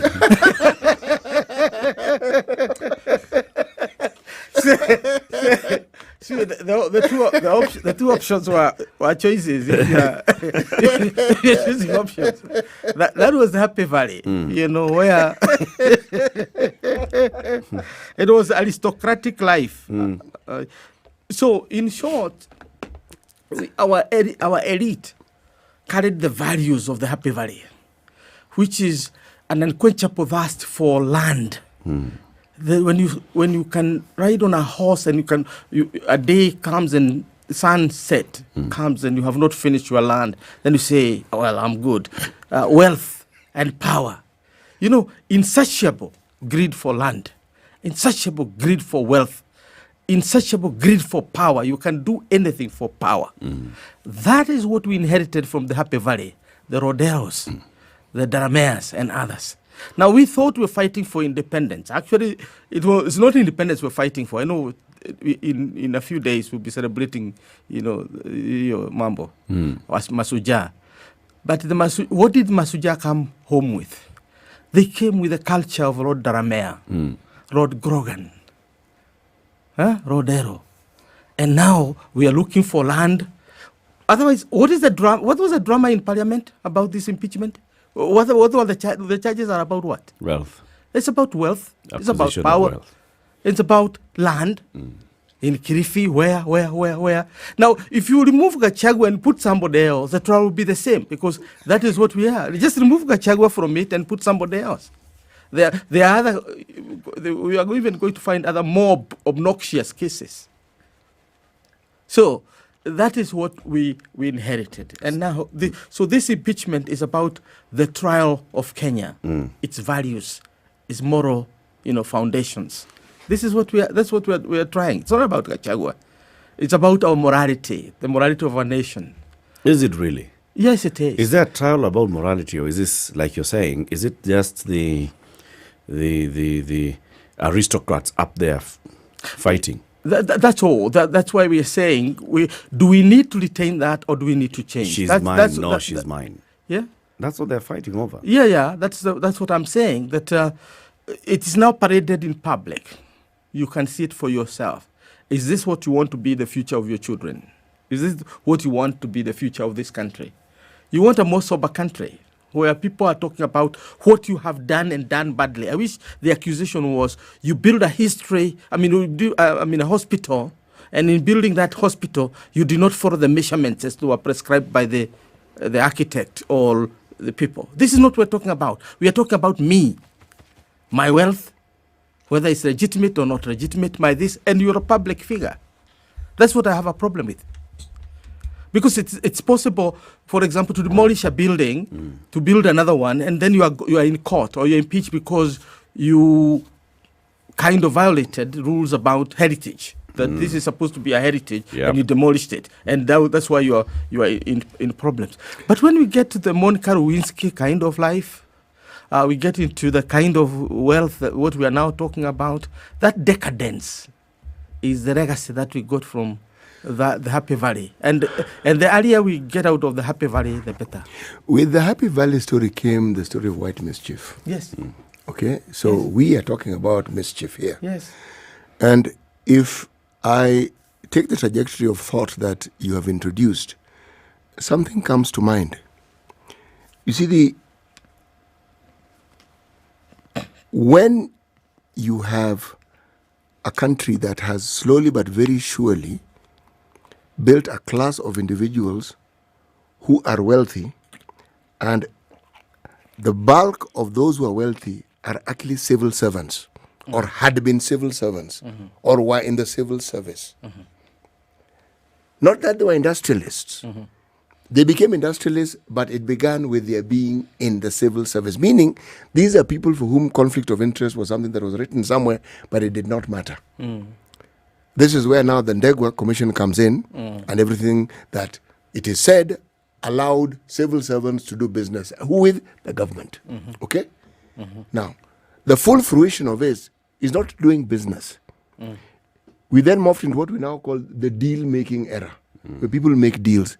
And the deal-making era is what brought about all these scandals, whether it's Anglo-leasing, whether it's Goldenberg, whether it's... And they've morphed. We are in an era, we're saying this in the previous hour, where the boldness with which those in power have carried on is now what is alarming. Because anything that is government-led is likely to cost you many, many, many times more than it should have.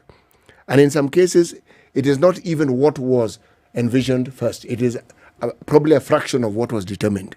Okay, so here we are. J.M. Kariuki would say in the 70s that we have no business building a country of 10 millionaires. 10 millionaires. There's millionaires then. Yes. And 10 and 9 million beggars. Yes. So his, dichotomy of beggar and the rich is what we need to be interrogating this time. Now, people have stopped talking about millionaires. I come from a place called Lydiah.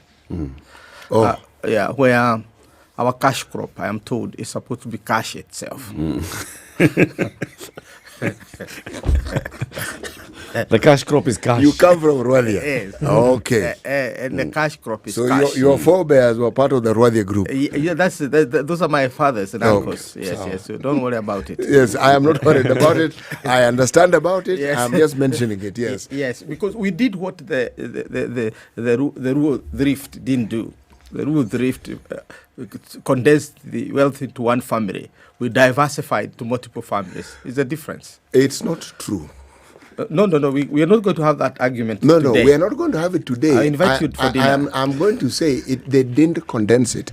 You say it was condensed. Because when you say they condensed it, you are suggesting that they participate. But they participate in the condensing. And I'm saying that is not what happened. Anyway, go on. Whatever you did, the wealth was collapsed into one family and created. Now, that's not where we are. Where we are is that we've come to, from JM's, days to date, we've come to a place where we no longer talk about millionaires.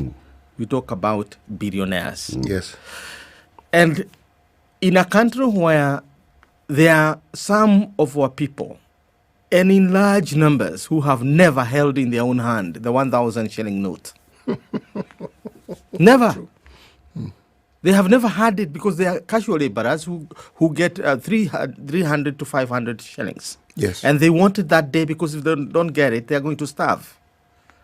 And therefore, they may have gotten 1,000 in a month or thereabout, but they have never held it in their hand and say, this is my 1,000 shillings.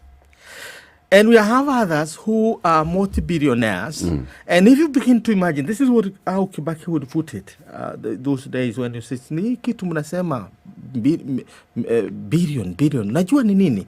This is in the private conversations. If you divide a billion today, if you get 100,000 shillings every day, you're going to live for 27 years. With how much per day? 100,000. Try to divide it. 100,000 yes, shillings. Per day. If you consume 100,000 shillings per every day yes. for the next 27 years, 27 years. That's an exhaust a billion. No, that's the time you exhaust it. You exhaust a billion. With 100,000 bob every day. Yes. Now, so what are we talking about? Do your maths. Maybe I'm wrong. I might be wrong. No. But this is what we're talking about. A billion is a lot of money. And this is, somebody told me, I have ambition to go to Moranga to become a senator. That is if this senate is going to behave well. And somebody told me, Prof, I want to be with you. I said, why? Because, no, I don't want you to go to senate. I want you to go for governor. Why? because if you go for governor and you work with me, I'll make you $1 billion in a year. I said, You mean it? Yes. So for him, the selling point is that he'll help me make $1 billion out from Muranga in 1 year. And that's why he think I'm making the wrong choices. $1 billion for you or $1 billion for the No, county? it's for me. Oh, okay. Yeah, it's for me. He's a good servant who will help me, Multiply. know the ropes, and get over. This is, in other words, he's telling me that if they kick me out of that governor for 27 years, I'll live happily ever after. With $1 billion, what else do I need? Meaning even in that 1 year, even if you cease being a governor, it will not matter. It will not matter because with $1 billion, I'll live for the next 27 years, and I'm not idle. I'm milking a cow here, collecting the eggs there, eating terere there. So I will not exhaust my sukuma.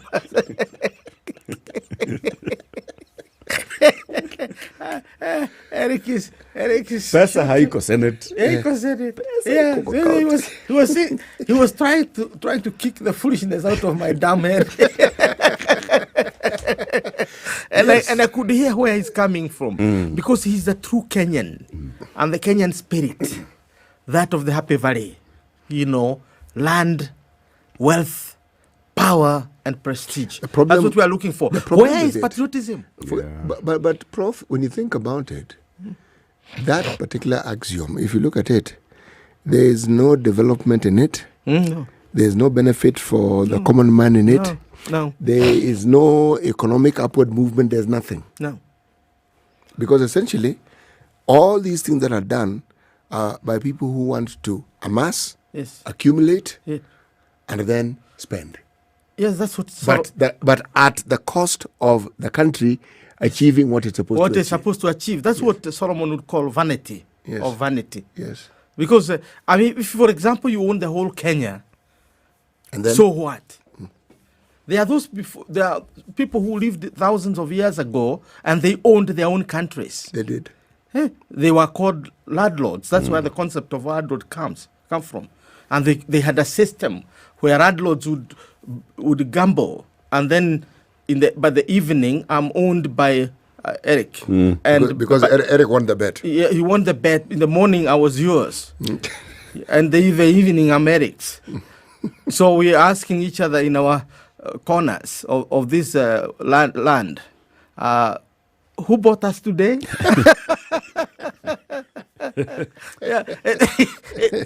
It is. By the way, when you look at the political formations, and they have been concentrated. Yep. I think we are hearkening back to that feudal system, because like now, if you ask why when they say that Gachagua is looking the mountain, and why Gachagua don't touch the mountain, mulima usiguzwe. Why? Because you want to create a fiefdom, so that by 2027 we'll have the horse trading. So Alonso will bring his horses, Lydiah will bring his horses, he's good at it. Ruto, of course, will have his horses, and then we do the horse trading, and you share the country, and the rest of us will crap and talk about the vibrancy who bought us today of our democracy. Who bought us today? In other words, who won? Let's take a break. 27 minutes to 10.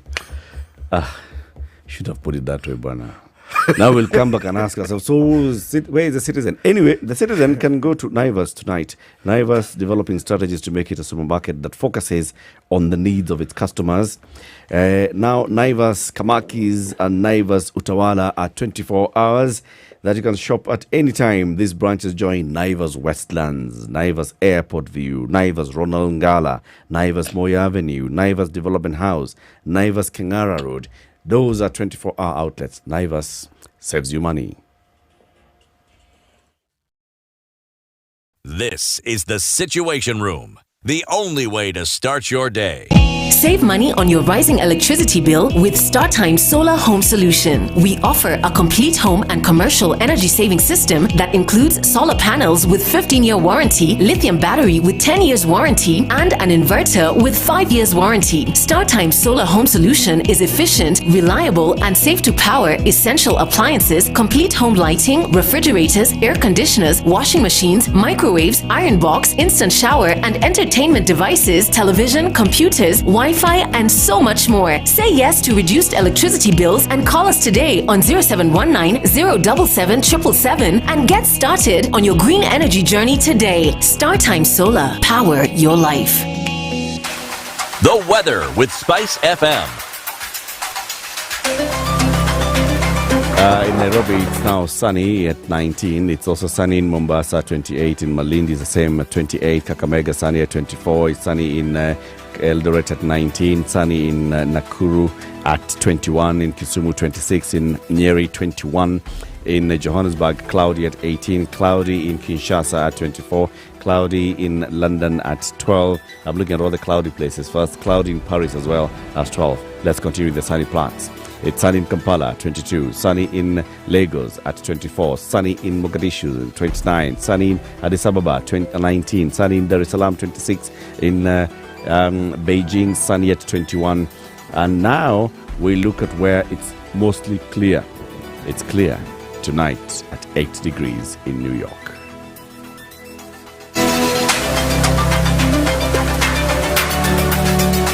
Yeah, we are off the peak of the traffic hour, so it's now getting much improved, and it's moving. Most of the other roads are heading now. The busy areas are as you approach towards town and the city center. That's where you'll find traffic. Otherwise, nothing much. Kiambu Road is good. Thika Superhighway is good. Westlands coming to town is all right. You'll only find traffic at the roundabouts and as you get into the CBD. Mature, intelligent talk every morning. Spice up yourself.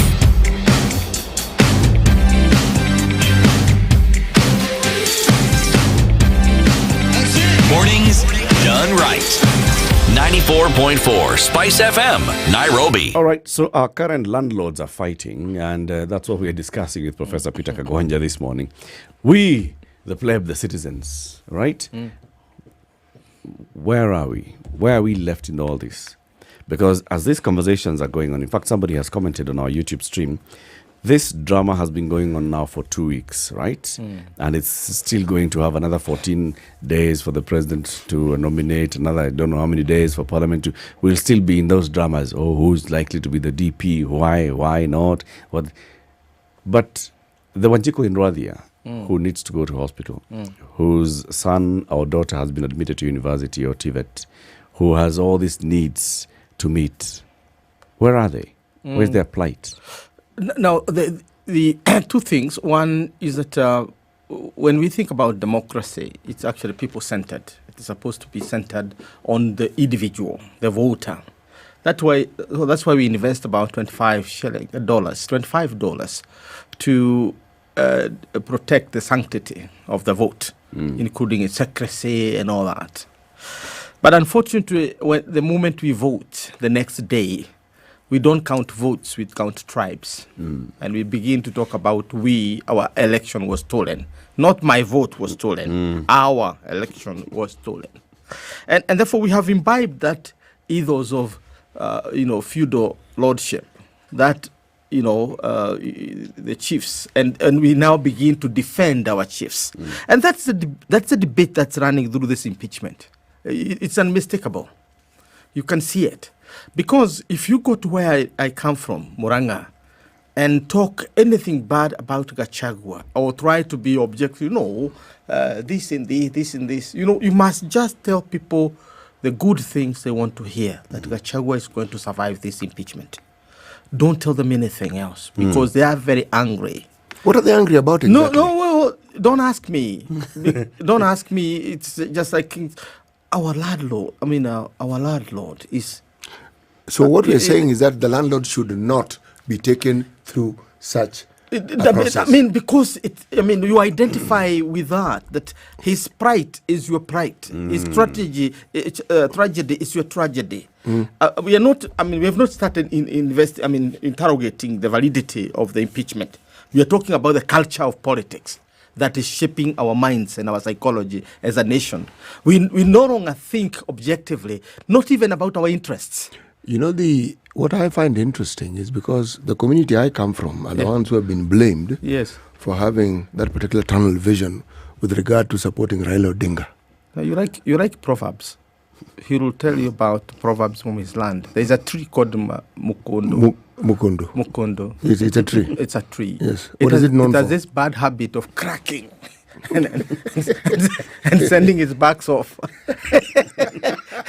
Like it's unclothing, you know. Yes.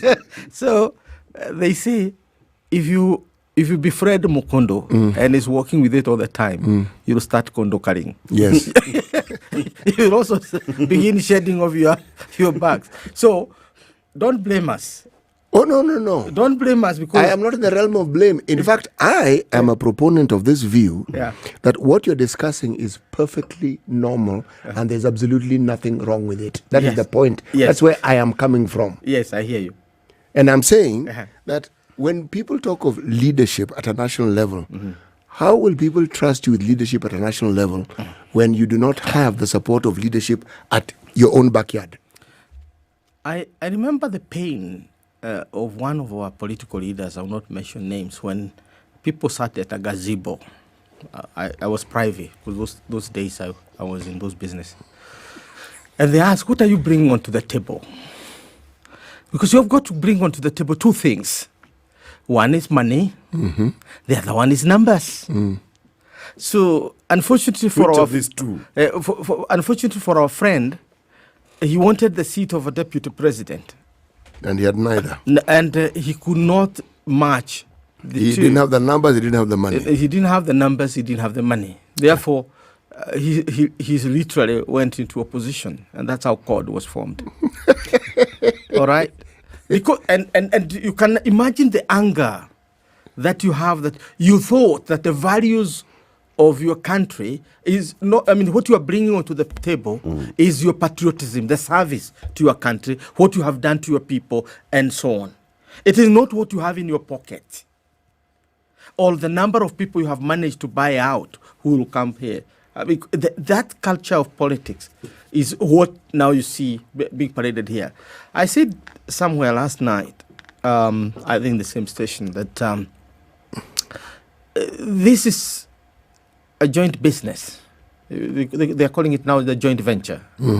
Yeah, it's a joint venture between UDA and ODM, and between them and their numbers, Gachagua's goose is cooked. That's the sort of thing people don't want to hear about. No, you'll say that.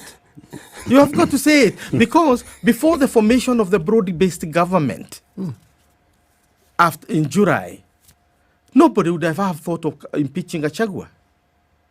Prof, is this not what the ill-timed BBI and the Uhuru push for it, and the thought and thinking around a parliamentary system, and the push for constituency, is this not what perhaps Uhuru was looking at and seeing?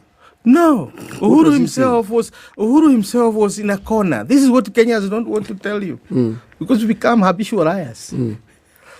By February 2018, the rancor between Uhuru and his deputy was visible. And unfortunately, his deputy had amassed all the numbers. He had all the parliamentarians from Mount Kenya. He had all the parliamentarians from the Rift Valley. What he needed was Raila Odinga to tip the balance. And Uhuru would have gone home as a one-term president, elected and kicked out, impeached. But Uhuru was faster. So he went very quickly to Raila and said, brother, let's talk, brother. We're going to the brothers talk. Brothers talk. And they talk like brothers. And Raila understood. That was BPI was about. It was not about all these, flowery dreams you were telling me about this, doing this. It was about survival, because he would have been the first president to be impeached. And it didn't take long before he was impeached, quote unquote, because he was wiped clean from Mount Kenya, and Ruto swept the board. And where are we now? Where? Well, you said he was wiped clean. Because where are we now? Has he remained wiped clean? No, that's how it is, because he's out of politics. He's out of game. Yeah.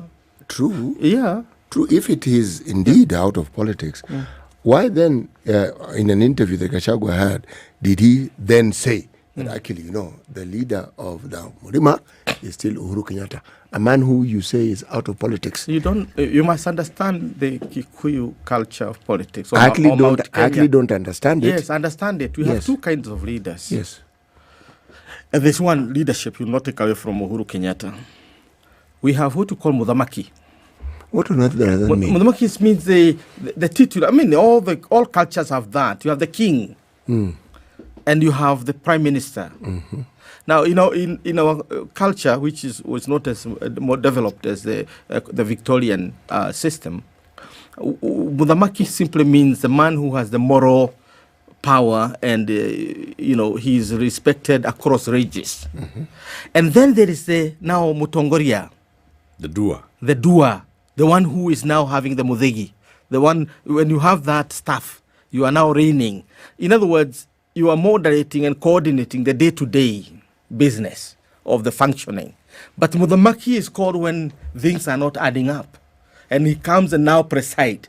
And when he comes, you as the local leader, you put your mudhegi down, the staff. So Uhuru is Uhuru is the Mudhamaki, and I don't think we have had that. We get another one.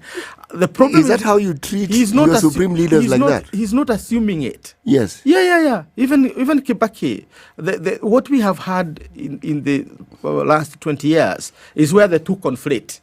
Kibaki was at once Mudhamaki and Mutongoria at the same time. Uhuru was Mudhamaki and the leader. We've never had it separated.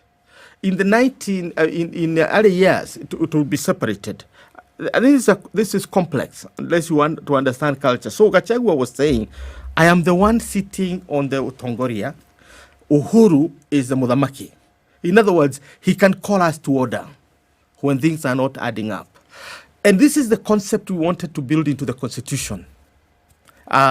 It's not working very well, but we wanted to build it into Constitution. That's what we created, the post-presidency. And put it into the Constitution as a law, that when the president retires, this is what he's supposed to do.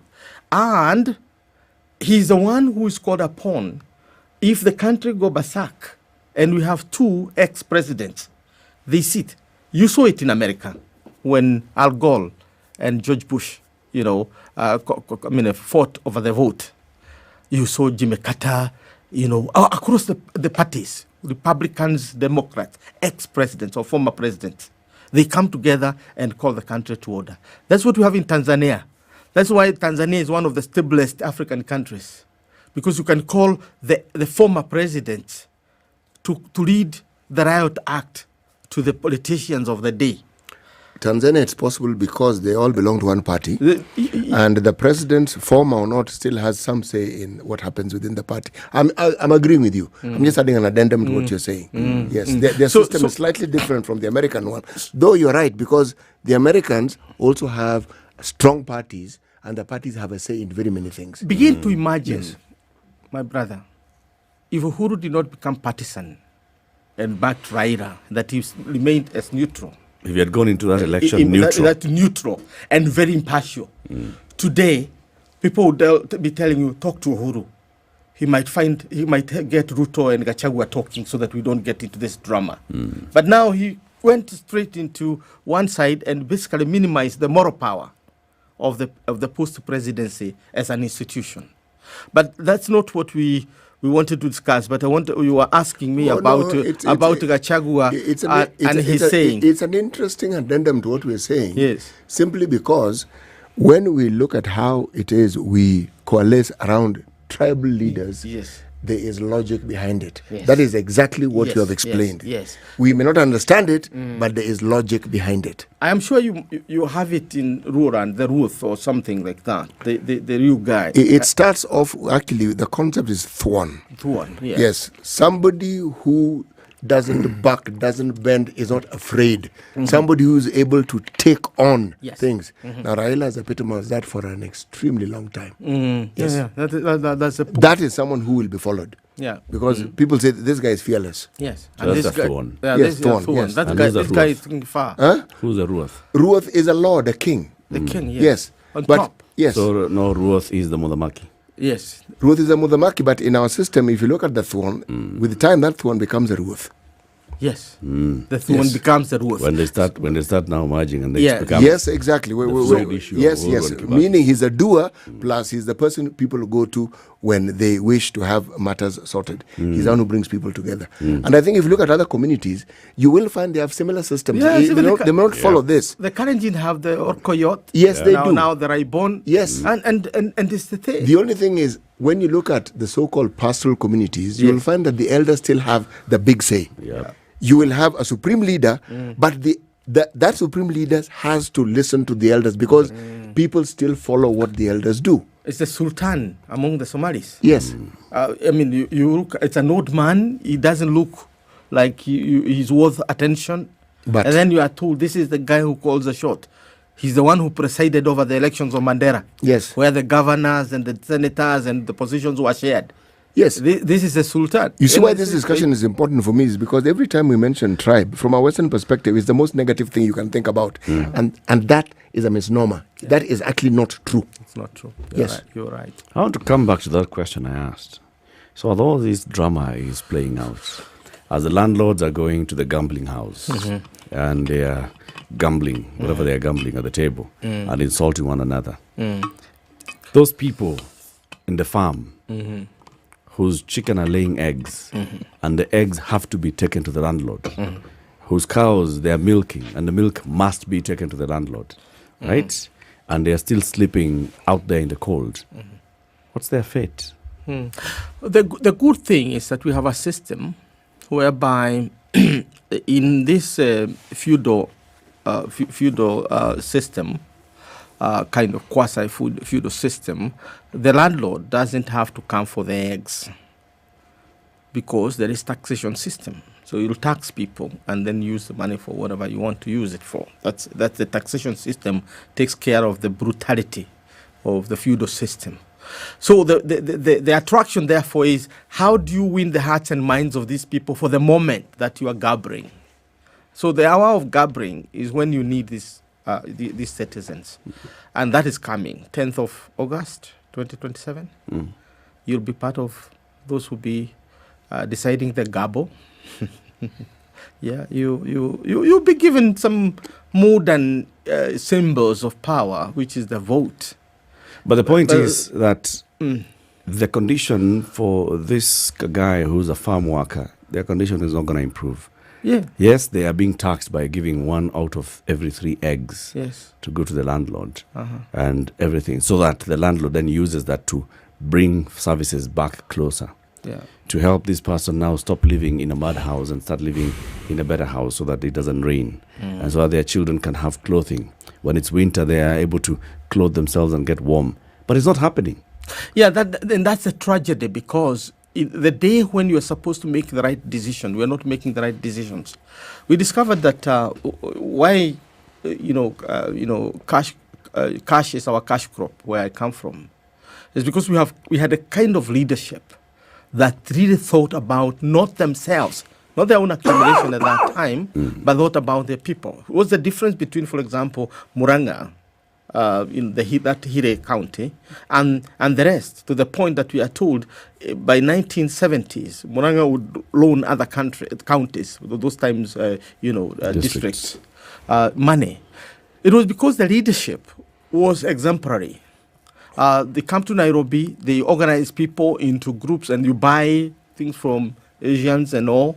So you find much of the lower part of Nairobi for a long time belonged to one people, because that's what the leadership were doing. Then Kamodo comes and find what can I do different from the other one build business. So what can I do for the others? Today Muranga has the largest number of secondary schools and primary schools in the country. Go count. True. Yes, go count. True. In every branch you go, you find about. Secondary schools are competing for places to display the billboards. Next to one another. Yes, next to one another. Then Michuki came, and said, what can I do different from what Mwangithayo did, what Kamotho did? What can I do this? No, I'll do electricity and I'll do roads. So today, when I'm going to my village, I can choose from 5 roads, 5, all tarmacked. 5. Why? Because these leaders who are competing to serve the people. Yes. Yes, they were competing to serve the people, and they were looking for the difference they can make and improve on the lives of the people. Actually, Murang'a had that unique quality. But Yes. you're going, Eric. Yeah. What's the for? Because they were not district leaders. What? They were national leaders. Yes, but they knew how. But they did not even benefit the neighboring Kiambu. Yes. Kiambu had their No. They did. Look here. Or the neighboring Machakos. No, they had another agenda. Mechuki would not be building roads in Kangema alone. He will also be championing the Mechuki laws to bring manners into a public space. So we should accept that. So yeah. Because of Mechuki laws. Mechuki laws. When he went to environment, and the cleaning people of in Kimana rivers. don't have 5 roads that you can access Kimana to go Wacha. No, You know, Eric, I mean, it's the quality of leadership No. we choose. And the national What Eric leader is called saying- Kamotho was only doing schools there. Actually, and the he people did. who are walking, still walking to date, Where? 30 kilometers, they have got to go to access a secondary school. That's you choose your leadership. Now look at West Pokot when Ronyangapuo was there. Let's move out of He's Mount a governor. Kenya. When Ronyangapuo was there, we were saying, now we began suffering from bad leadership ourselves, and we're saying he was using money for county to build hospitals and schools. Now West Pokot is not that primitive place you used to talk about. Now it has raised a little bit. But Prof, Prof Eric's point is a valid county one. leader. Pro Eric's point is a valid one because you're more or less admitting that these leaders use national resources to build their backyard. But that is very recent. This is across generations. The first person. No. By the way, I am not complaining. Yes. Because other places had leaders who could have done similar things for their whichever area they came from. But that argument, for it to be true, you're talking of Kiambu. Yes. My friend, you're talking about an era when Kiambu had more ministers than anybody else. So, I mean, if you talk about development, those ministers should have brought that development to that Kiambu. Do you know now, at this era of one Dr. William Ruto, His Excellency, that Mount Kenya as a region has the largest number of cabinet ministers ever since independence. This era. In Murang'a alone, we had 2 cabinet ministers. Forget about Kiambu. Murang'a alone, okay, until the reshuffle, when we donated 1 seat, the treasury, to Bandi. Yes, you. Yes, you had the Prof and you had Alice. Yes. If you consider chairman of budget as also a minister. Yes. Didi Nyoro. And then you consider Ichung'wa the head of leader of the majority. Under this regime, if ministers were to count, we are doing better than Jomo Kenyatta's era, more than Mwai Kibaki's era. So this story that the popularity of William Ruto has been reducing in the mountain is a myth. Well, that's not the argument we're making. No, that's the argument I'm making. Yes. If you want to make that, you pay me, and I'll tell you whether it is true or not. I'm a consultant in my other life. Eric, save me from this guy. Bottom line, Prof. This brother of mine. Yes. Bottom line. Yes. Okay. The Kenyan who participated in an election is going to participate again in an election. And in between is expecting services. When the Kenyan is watching, and the drama in Parliament and the Senate is about acquisition of wealth in 2 years' time, when the drama in Parliament is about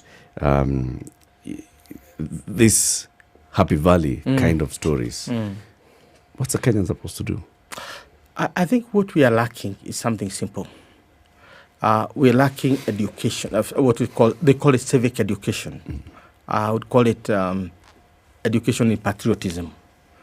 Because at the beginning, our founding fathers and founding mothers simply said that we have only 3 enemies. They don't identify a third one. 3 enemies. One is poverty.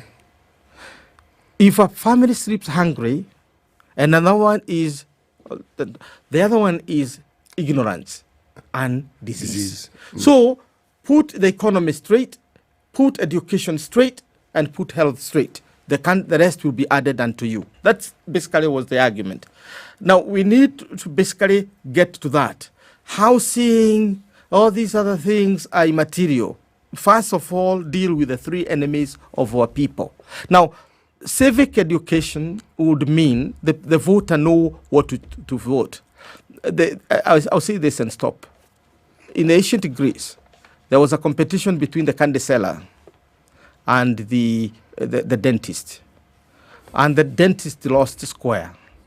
Because the candy seller said, choose me, elect me, because I'll make your life sweet all through. And this man is going to make your life painful. You'll be plucking your teeth. The candy seller won. This is the game we have during elections. The candy sellers are always winning and spoiling our teeth. Professor Peter Kawanja, political analyst. Thank you for today. Thank you for tuning in to Kenya's biggest conversation, the situation room. Asante sana for all the contributions, for everybody who follows the conversation on SpiceFM, on KTN, on YouTube, on Facebook, and X, on TikTok, everywhere. Have a lovely day. See you again tomorrow. It's 10 a.m. It's now 10 o'clock with Safaricom. Go